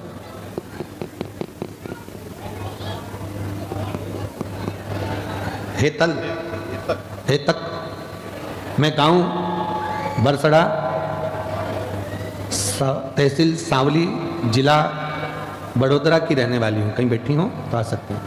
बाबा, 13 साल तक मेरे यहाँ बच्चे नहीं हुए। डॉक्टरों की दवाई भी बहुत कराई, जो कहते थे मैंने वैसा किया। आखिरी में मैंने IVF भी करवाया, वो भी फेल हुआ। गुरुजी, बहुत थक गई थी, क्योंकि जो भी मिलता वो मुझसे ही कहता, संतान के लिए, जैसा अभी वर्णन किया था। और आखिरी में किसी ने कहा, सीहोर वाला गुरुजी कथा कहता है, अगर आसन लगाकर दिल से सुनी जाए, प्रार्थना करी जाए, विनय करा जाए और बाबा के सफ़ेद आंकड़े की जड़ का प्रयोग करा जाए तो होगा। शिव पर भरोसा पूर्ण किया और आज बाबा की कृपा से 30/12/2025 को मेरे घर में 13 साल के बाद बच्चे ने जन्म लिया। मैं बाबा को यहाँ प्रणाम करने के लिए आई हूँ, नमन करने। विश्वास को डूबने नहीं देता। जब विश्वास पूर्ण हो जाता है, भरोसा पूर्ण हो जाता है, विश्वास डूबने नहीं देता। शंभू, भरोसा डूबने नहीं देता है। भरोसा होता है। और जितना आप शिव महापुराण की कथा में बैठे हो, भगवान शंकर पर जितना भरोसा आप कर बैठे हो, वो भरोसा आपका टूटेगा नहीं।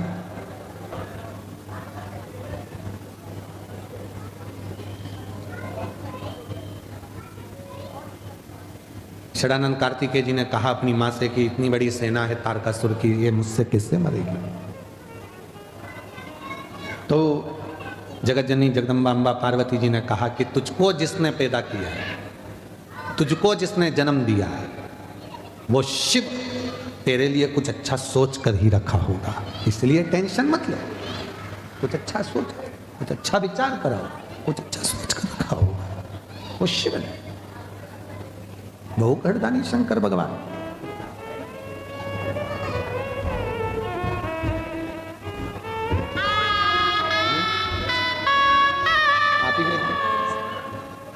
बेटी को बधाई दो जिसकी सरकारी जॉब लगी है और बाबा की कृपा से, शिव की कृपा से हिम्मत नहीं हारी बेटी ने और बाबा की कृपा से जॉब मिली। एक बार जोरदार ताली बजाकर बहुत बहुत सारा। क्यों हिम्मत हारना? माँ पार्वती जी कर रही है, हिम्मत मत हारो। पार्वती माता कर रही है, बिल्कुल हिम्मत। पार्वती जी कहती हैं जिस शिव ने तुम्हें जन्म दिया है, जिस शंकर भगवान की तुम संतान हो, जिन भोलेनाथ जी ने तुमको जन्म दिया है, संसार में भेजा है, उन शिव ने तुम्हारे लिए बहुत कुछ सोच के रखा। तो क्या मेरे युद्ध में शंकर भगवान भी आएंगे, पिताजी भी आएंगे? क्या मेरे युद्ध में शिव जी आएंगे? कई लोग कहते हैं भगवान ने अगर सृष्टि बनाई है तो फिर भगवान सामने क्यों नहीं आता?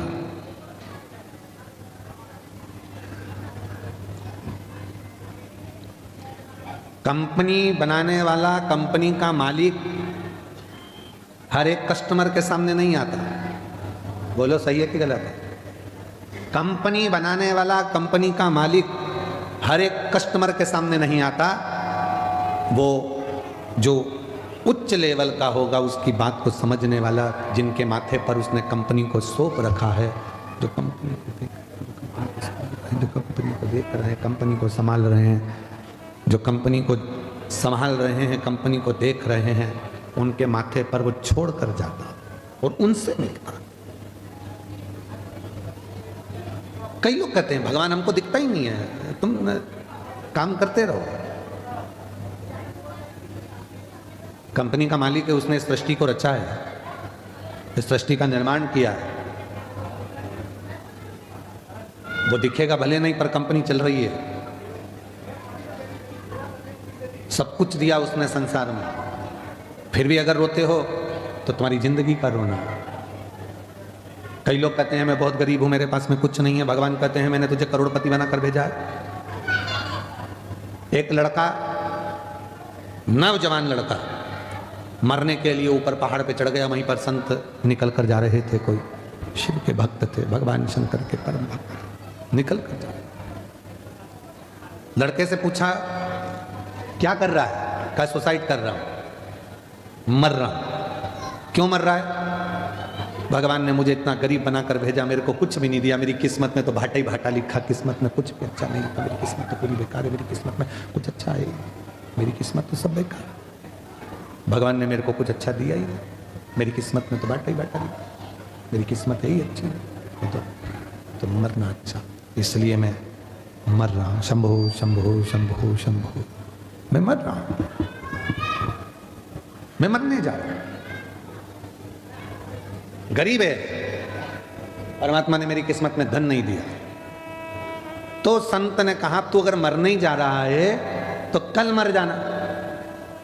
आज का मुहूर्त है भी अच्छा नहीं, आज मरने वाले भूत बन जाते हैं, और कल मरेगा तो सीधे बैकुंठ जाएगा। तो उसने कहा एक ही दिन की तो बात है, कल मर जाऊंगा, उसमें कौन सा टेंशन, पर एक दिन में करूंगा क्या?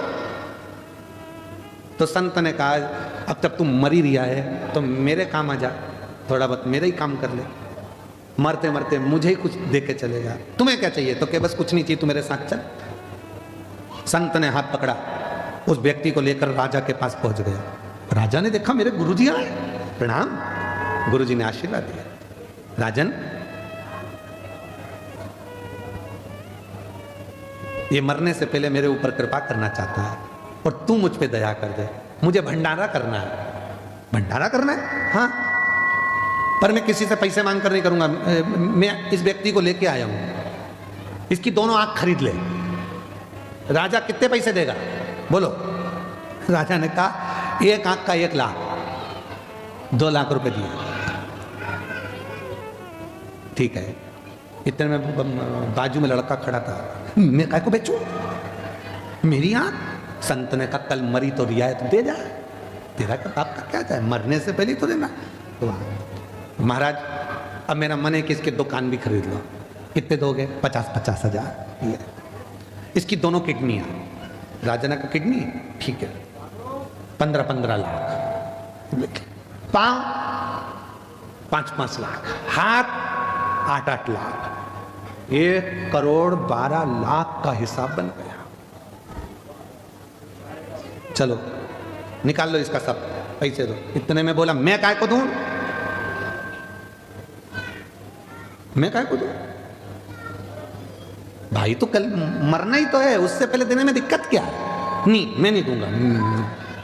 उसको समझ में आ गया, संत के चरण पकड़ लिए। महाराज मुझे नहीं मालूम था कि मैं भी करोड़ों का हूं, मैं भी करोड़ों का हूं,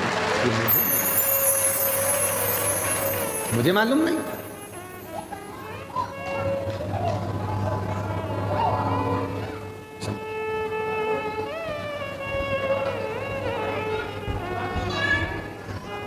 मुझे मालूम नहीं था कि मैं करोड़ों का हूं। आज मुझे मेरा ज्ञान हुआ, आज मुझे मालूम पड़ा कि मैं करोड़ों का हूं। हम अपने आप को कमजोर समझते हैं, हम अपने आप को खाली समझते हैं, हम अपनी कीमत नहीं समझ पाते। जिस दिन हमने अपनी कीमत को जान लिया, जिस दिन हम अपनी कीमत को समझकर, जिस दिन हमने हमारी कीमत को समझ लिया कि परमात्मा ने हमको जन्म दिया है, वो परमात्मा ने अगर हमें संसार सागर में भेजा है तो खाली नहीं भेजा है। उसने कुछ सोच समझकर, कुछ विचार कर कर हमको इस संसार सागर में भेजा होगा। जाओ, पार्वती जी कहती हैं कि तारकासुर से युद्ध लड़ो। तारकासुर से युद्ध?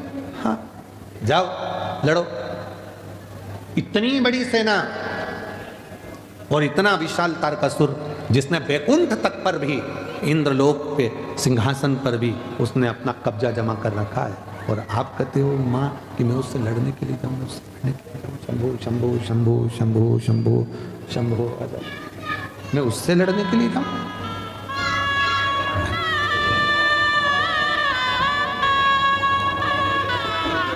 शंभो शरण पड़ी मांगो घड़ी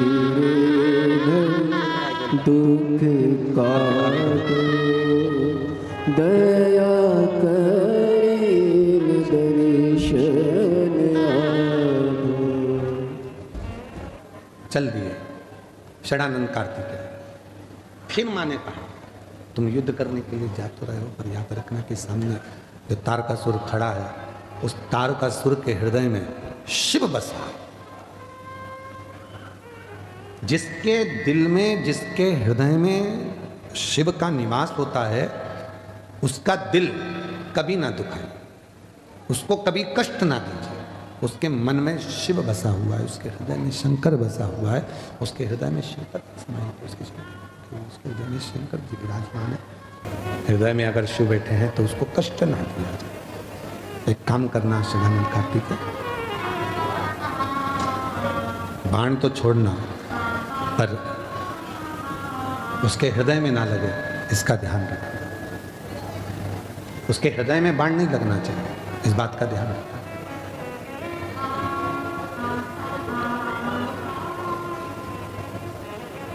सामने तारकासुर था, षडानंद कार्तिकेय का युद्ध चल रहा है।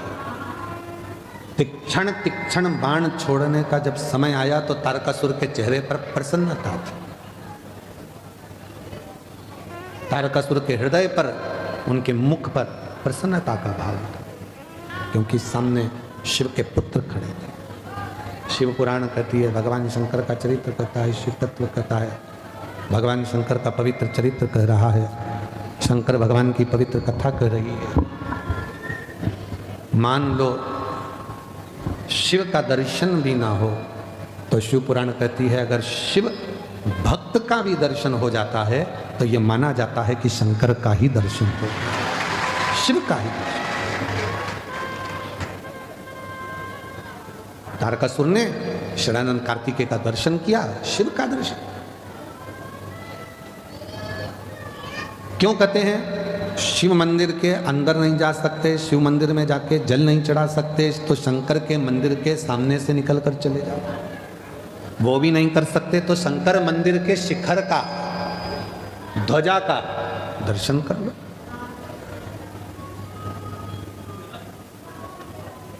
शिव मंदिर में जो ध्वजा लगी होती है, शिव मंदिर की जो ध्वजा होती है, शंकर जी के मंदिर में जो ध्वजा लगी होती है, वो हमारे क्षेत्र में, हमारे गांव में, हमारे क्षेत्र के अंतर्गत कोई का भी अगर कोई पाप कृत्य भी उस क्षेत्र में अगर एकत्रित होता है तो वो ध्वजा की जो लहर होती है, ध्वजा का जो वो क्या कहते हैं आप लोग, नाथद्वारा कौन कौन गए? हाथ उठा जरा, नाथद्वारा जाने वाले। नाथद्वारा गए होगे तो वहाँ पर एक तो जगह तो होती है दर्शन करने की थोड़ी, तो वहाँ जो जितने भी सेवायत होते हैं, सेवा करने वाले होते हैं, जो ठाकुर जी से लाड लड़ाने वाले होते हैं, वो कपड़ा रखते हैं और उस कपड़े का झोटा देते रहते हैं। चलो आगे बढ़ो, चलो आगे बढ़ो, चलो आगे बढ़ो, चलो आगे बढ़ो, झोटा देते हैं। और अपन सब धीरे धीरे दर्शन करते हुए वल्लभ विठ्ठल गिरधारी श्री यमुना जी की बलिहारी, वल्लभ विठ्ठल गिरधारी श्री यमुना जी की बलिहारी, यमुना जी की बलिहारी, वल्लभ विठ्ठल गिरधारी, यमुना जी की बलिहारी, वल्लभ विठ्ठल गिरधारी, वल्लभ विठ्ठल गिरधारी श्री यमुना जी की बलिहारी। वो झोटा मारते रहते। चलो, और अपन ठाकुर जी का नाम लेते हुए गिराज धरण प्रभु तुम्हारी शरण, गिराज धरण प्रभु तुम्हारी शरण, गिराज धरण प्रभु तुम्हारी शरण, बोलते बोलते बोलते बोलते आगे बढ़ते चले जाते, आगे जाते जाते। तो वो जो झपटा है, जो जो झपटा मारा जाता है, वो इसलिए मारा जाता है कि चलो तुम्हारे जितने पाप थे वो सब ठाकुर जी के चरणों में दर्शन करते से झपट से बाहर निकल गए। चलो निकलो यहाँ से, चलो बाहर निकलते जाओ, चलते जाओ, आगे बढ़ते जाओ, वो निकल। तो जो शिव मंदिर पे जो ध्वज लगती है और ध्वज में जो झंडा लगता है, वो पताका जब लहराती है तो उस पताका के नीचे आसपास के क्षेत्र में जितनी भी जगह होती है, उस मंदिर प्रांगण के आसपास में कोई भी आकर खड़ा हो जाता है, उसके पाप, उसके भीतर के जितने भी पाप कर्म होते हैं वो सब झटक जाते हैं, बाहर निकल जाते हैं उस मात्र ध्वजा का शिखर का दर्शन करने पर। है भाई, ध्वजा शिखर का दर्शन करने पर, ध्वजा शिखर का दर्शन करने पर वो सारे के सारे पाप समाप्त हो, सब समाप्त हो। इसलिए शिव महापुराण की कथा कहती है कि शिखर का दर्शन, शिखर का दर्शन भी सब पापों को नष्ट कर देता है। शिखर का दर्शन। और मैंने तेरे ही से उड़ती जागी बाबा डोर हथो चशीना में कटी जागी, भोले मैं तेरी पतन शंभो, मैं तेरी पतन। तो शिखर दर्शनम सर्व पाप नाशनम, शिखर का दर्शन भी करेंगे तो हमारे पापों को नष्ट कर दिया जाता है। शिखर का दर्शन भी हमारे पापों को समाप्त कर देता है। तारकासुर के प्राण जा रहे हैं, शिव जी के पुत्र का दर्शन कर रहे हैं, शिव पुत्र का दर्शन, षडानंद कार्तिकेय का दर्शन। इसलिए शिव महापुराण में कहा, दो मन होते हैं व्यक्ति के। एक मन करता है कथा में चल, दूसरा मन करता है टीवी पे सुन लेंगे। दो मन। भोजन करने बैठे तो भी दो मन है। रोटी पहले दाल से खाऊं कि बैंगन की सब्जी से खाऊं, सब्जी दो है तो मन भी दो होगा। अलमारी के सामने जाकर खड़े हो गए, साड़ियां जमी हुई हैं, कपड़े रखे हुए हैं, फिर दो मन हो गए, ये पहनूं कि ये पहनूं, कौन सी पहनूं? दो मन। वस्त्र पहनते समय दो मन है, भोजन करते समय दो मन है, यहां तक कि माला जपने बैठते हैं तो भी दो मन हो जाते हैं। शंकर जी की नहीं जपूंगी तो बुरा लग जाएगा, राम जी की जपूंगी नहीं तो बुरा लग जाएगा, तो माला जपने भी बैठे हैं तो मिक्स वेज सब्जी करिए, पूरी पूरी राम भाजी बनाइए, एक काम करती हूँ, राम जी की एक माला जप लेती हूँ, एक शंकर जी की जप लेती हूँ, एक कृष्ण जी की जप लेती हूँ, एक हनुमान जी की जप लेती हूँ, एक इनकी जप लेती हूँ, और बैठ गई सुबह से राम राम राम राम राम राम राम राम।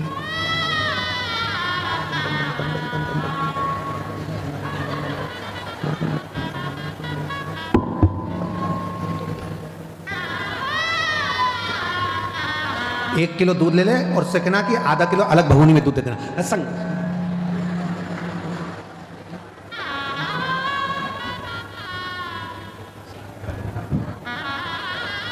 अरे इधर से लगाती लगाती उधर चली जा, पोछा सारी पूरी मिक्स बैंगन मूली भाजी पालक सब। दो मन वहां भी चल, मन डोलते फिर। भजन में भी मन विचलित हो रहा है, दो जगह जा रहा है, मन विचलित हो रहा है।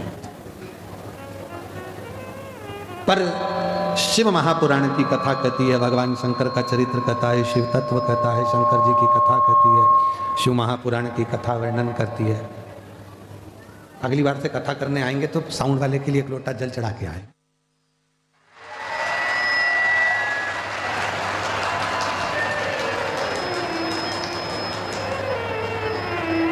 सारी समस्या का जल, और एक लोटा बाजू में भी रखेंगे। कभी कभी इनमें महादेव फंस जाए तो यहीं चढ़ा दिया जाए। समझो,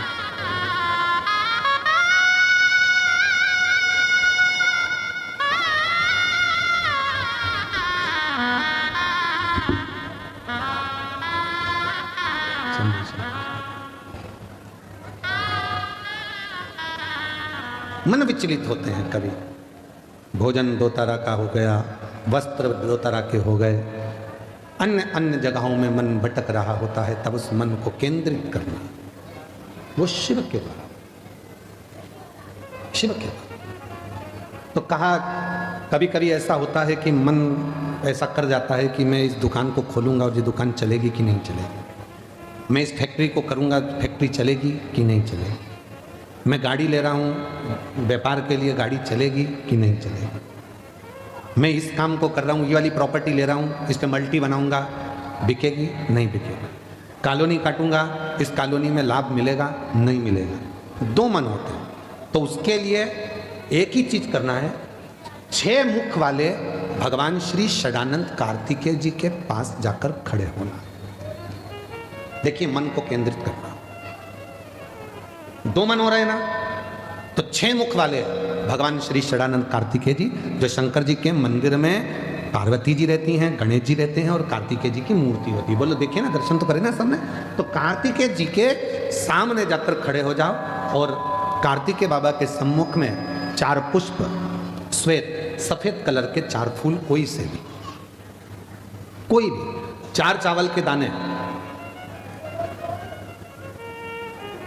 षडानंद कार्तिकेय जी के सामने शिव जी के मंत्र का उच्चारण करते हुए, चाहे पंचाक्षर हो नमः शिवाय, षडाक्षर हो ओम नमः शिवाय, या श्री शिवाय नमस्तुभ्यम बोलकर वो चारों चावल के दाने, 4 श्वेत पुष्प कार्तिकेय बाबा के सामने समर्पित करो। और फिर तुम चाहे नई दुकान खोलो, फैक्ट्री बनाओ, प्रॉपर्टी खरीदो, तुम्हारा मन जो बार बार विचलित हो रहा था, कैसा भी मन हो, उस कार्य में तुम्हें सफलता मिलेगी जरूर। वो कार्य अटकेगा।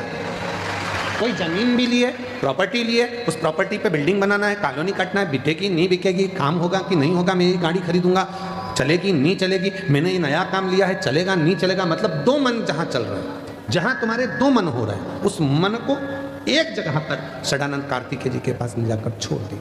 षडानंद कार्तिकेय जी उसको संभाल, उस मन को षडानंद कार्तिकेय जी के पास ले जाकर छोड़ो, फिर कार्तिकेय बाबा उसको संभाल। 6 मुख वाले,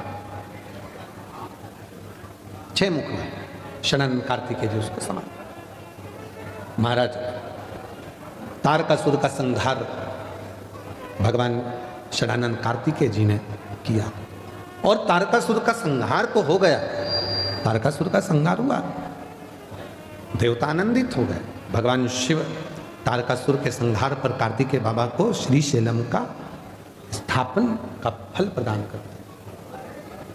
आगे वर्णन आया है भगवान के सुंदर 12 ज्योतिर्लिंग का स्मरण तुमरुका जी चंचुला देवी को करा रहे हैं। चंचुला,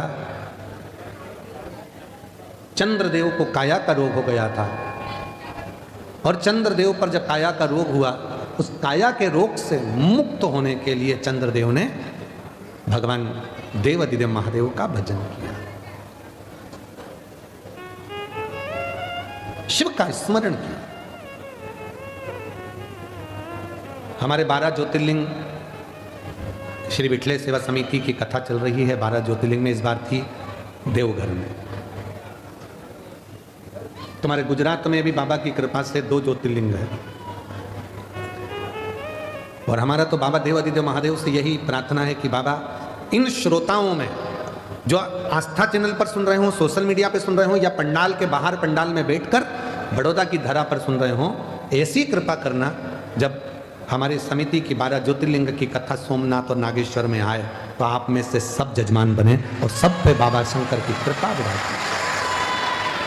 मेरा वो घरदानी कुबेर भंडारी आपको इतना दे कि जैसे ही आपको सूचना मिले कि हमारे सोमनाथ में विठले सेवा समिति की कथा होने जा रही है तो आपका फोन आए कि हम भी यजमान बनेंगे सोमनाथ की पवित्र धरा पर। शिव से ऐसी प्रार्थना, काया के रोग से बाबा ने मुक्त किया। अगला वर्णन आया है सोमनाथ जी के रूप में बाबा बैठे। श्री सैलम पर भगवान शंकर ने जाकर दर्शन दिया तो भगवान श्री मल्लिकार्जुन के रूप में विराजित हुए। दूषण नाम के राक्षस का संहार किया, भगवान काल अधिपति महाकाल बनकर विराजमान हुए। फिर वर्णन आया विंध्य पर्वत को भगवान शिव ने दर्शन दिया तो ओमकारेश्वर के रूप में विराजमान हुए। नर नारायण के तप करने से भगवान श्री केदारेश्वर बन गए। कुंभकर्ण के बेटे भीम का संहार करा तो शिवजी का नाम भीमा शंकर हो गया। मनु शत्रुपा के तेज बल से ब्रह्मा विष्णु महेश के सुंदर आनंदमय स्वरूप में पूरे विश्व का भरण पोषण करने के लिए मनु शत्रुपा के लिए भगवान विश्वनाथ बन जाते। अगला वर्णन है गौतम बाबा पर गौ हत्या का दोष लगा तो भगवान ब्रह्मा विष्णु महेश का स्मरण किया माँ हिल्या ने तो बाबा त्र्यंबकनाथ के रूप में विराजमान होते हैं। फिर अगला वर्णन आता है रावण शिव जी को लेकर जा रहा था, बाबा का भार सह ना पाया तो भूमि पर रखा, बाबा वैद्यनाथ जी के रूप में विराजित हुए। दारुक नाम के राक्षस का संहार करने के लिए मेरे शंकर भगवान नागेश्वर बन जाते, नागनाथ के रूप में पूजा। राम जी महाराज लंका पर चढ़ाई करने के लिए जा रहे थे और विजय प्राप्त करना थी, इसलिए रामेश्वर धाम की स्थापना होती है। राम जी रामेश्वर के रूप में शिव जी विराजमान। फिर वर्णन आया सुधर्म नाम के ब्राह्मण की धर्म पत्नी घुष्मा के बेटे को सोतन ने टुकड़े कर कर तालाब में पटक दिए थे। 1 हफ्ते पहले मरा हुआ वो बेटा भगवान शिव की आराधना से साधना से जीवित होकर बाहर आया तो उसका नाम कृष्णेश्वर महादेव। ऐसे 12 ज्योतिर्लिंग का प्रसंग जैसे ही तुमरुका जी ने कहा, चंचुला देवी का पति बिंदुक प्रेत योनि से मुक्त हो गया। चंचुला देवी अखंड सौभाग्यवती धारण कर ली। तुमरुका जी ने शिव जी को नमन किया। शिव जी ने अपनी बेलपत्र उठाकर शिवपोथी को समर्पित करी। तुमरुका जी ने भगवान शंकर ने कहा तुमरुका मांगो, तुम्हें क्या चाहिए? तुमने इस शिव महापुराण का वाचन किया है, तुम्हें क्या दूं? तुमरुका जी ने हाथ जोड़कर निवेदन करा, बाबा इतनी कृपा करना, जब घोर कलयुग बढ़ता चले जाए, कलिकाल बढ़ता चले जाए, तब ये शिव महापुराण की कथा जिस भूमि पर हो, जिस नगर में हो, जिस गांव में हो, जिस क्षेत्र में हो, और जो इस पवित्र कथा को सुनने के लिए कथा के पंडाल के बाहर, पंडाल के भीतर या शिव महापुराण की साक्षी में जो पहुंच जाए, जो मांगे, कलिकाल में उसकी मुराद पूरी हो जाए, ऐसी कृपा होगी। शिव जी ने वचन दे दिया, वर दे दिया, और यह पवित्र शिव महापुराण की कथा बड़ौदा नगर में धरा पर चल रही है, जिसका आज विराम दिवस है।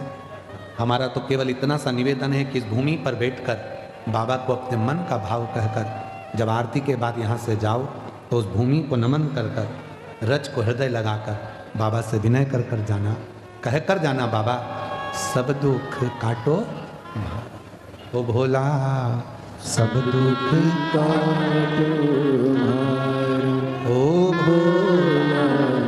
सब दुख काटो मार। शिव जी को नमन कर कर बाबा से प्रार्थना करना, विनय करना, नमन कर कर जाना। 5 बार साथ में श्री शिवाय नमस्तुभ्यम आप और हम बोलेंगे। उसके बाद थोड़ी देर के लिए मौन होंगे। उस समय पर आप बाबा से अपने मन का भाव कहिएगा, प्रार्थना करिएगा।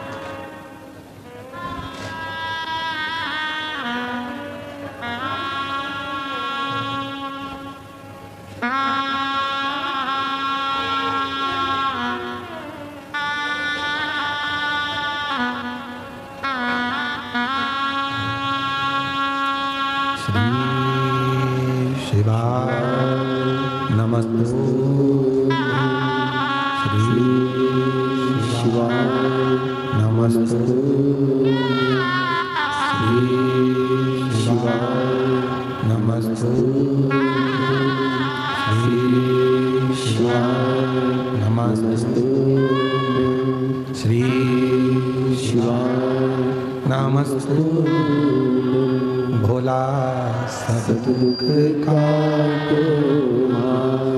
ओ भोला सब दुख काटो मार। शिव शंकर जपते माला भोले बाबा जपते माला। भोला सब दुख काटो मार। ओ सब दुख काटो मार। वेश मंगल मंगलकारी वेश मंगल मंगलकारी। शमशान वासी हमारा शमशान वासी हमारा। ओ सब दुख काटो मार। ओ भोला सब दुख काटो मार।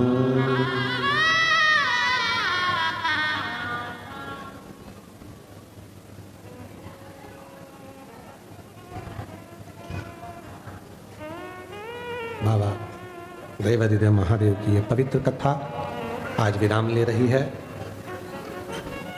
खूब भाव से अग्रवाल आकोट गार्डन ग्रुप, श्री महेश बंसल जी मुख्य यजमान, श्री चंद्रपाल जी अग्रवाल बड़ौदा गुजरात से खूब सुंदर कथा के दिव्य आयोजन को कराया। सभी यजमान परिवारों ने खूब आनंद से कथा सुनी। विशंबर जी अग्रवाल जी के हमारा रुकना हुआ, बहुत भाव से उन्होंने सेवा करी।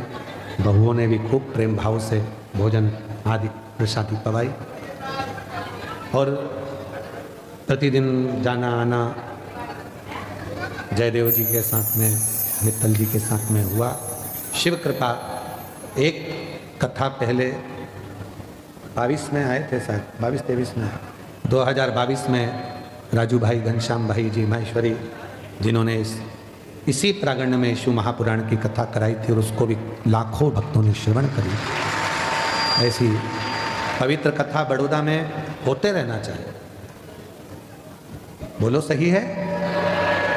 शंकर भगवान कुबरेश्वर धाम से आते रहें और भोले बाबा आप सभी की झोलियां भरते रहें, ये कामना रखें। और बाबा से प्रार्थना करो कि बाबा इतना देना कि हम भी यजमान बने और हम पर भी कृपा करें, तेरी करुणा बना कर। विश्वास के साथ में ये शिव पुराण की कथा कहती है कि बाबा देता है, थोड़ा समय लग सकता है, पर जो तुमने कथा के पंडाल में मांगा है वो तुम्हारी झोली में आएगा जरूर, ये निश्चित मिलेगा। थोड़ा समय, बहुत भाव से ये कथा हुई। पुलिस प्रशासन ने, बड़ौदा कलेक्टर महोदय, IG, DIG, commissioner, SP, TI, IG, चिकित्सा विभाग, पीडब्ल्यूडी विभाग, विद्युत विभाग, यहाँ की नगर निगम, यहाँ के विधायक, यहाँ के सांसद, यहाँ की पंचायत, सबको हम बहुत बहुत धन्यवाद देते हैं। आप सबका सहयोग, प्रेम इस कार्यक्रम को सफल बनाया। सबका सहयोग, सबका प्रेम इस पवित्र कथा को अपने लक्ष्य तक, मंजिल तक लेकर गया, पहुंचाया। जितने श्रोता बहन भाई ऑनलाइन कथा को सुन रहे हैं, टीवी के सामने, मोबाइल पर, फेसबुक, इंस्टाग्राम, व्हाट्सएप आदि पर, सबको यूट्यूब पर साधुवाद देते हैं। शिव कृपा बनी रहे, खूब करुणा पर मेरा भोलेनाथ बनाकर रखे, सबके भंडार भर के रखे, सबको स्वस्थ रखे और बाबा के धाम आप आते रहें, सीहोर कुबरेश्वर धाम, वो आपका मायका है। मेरी बेटियां, मेरी बहनें, मेरी जीजियां दिल से पधारें, बाबा आप पर कृपा करें। सभी को साधुवाद देते हुए पुनः इस व्यासपीठ से अगर बोलने में, कहने में कोई त्रुटि हुई हो तो उसके लिए क्षमा मांगते हैं और बाबा से प्रार्थना करते हैं कि बाबा ऐसे ही अपने नगर को, पूरे गुजरात को, पूरे देश को स्वस्थ रखे, आनंद में रखे और प्रसन्न रखे। हर हर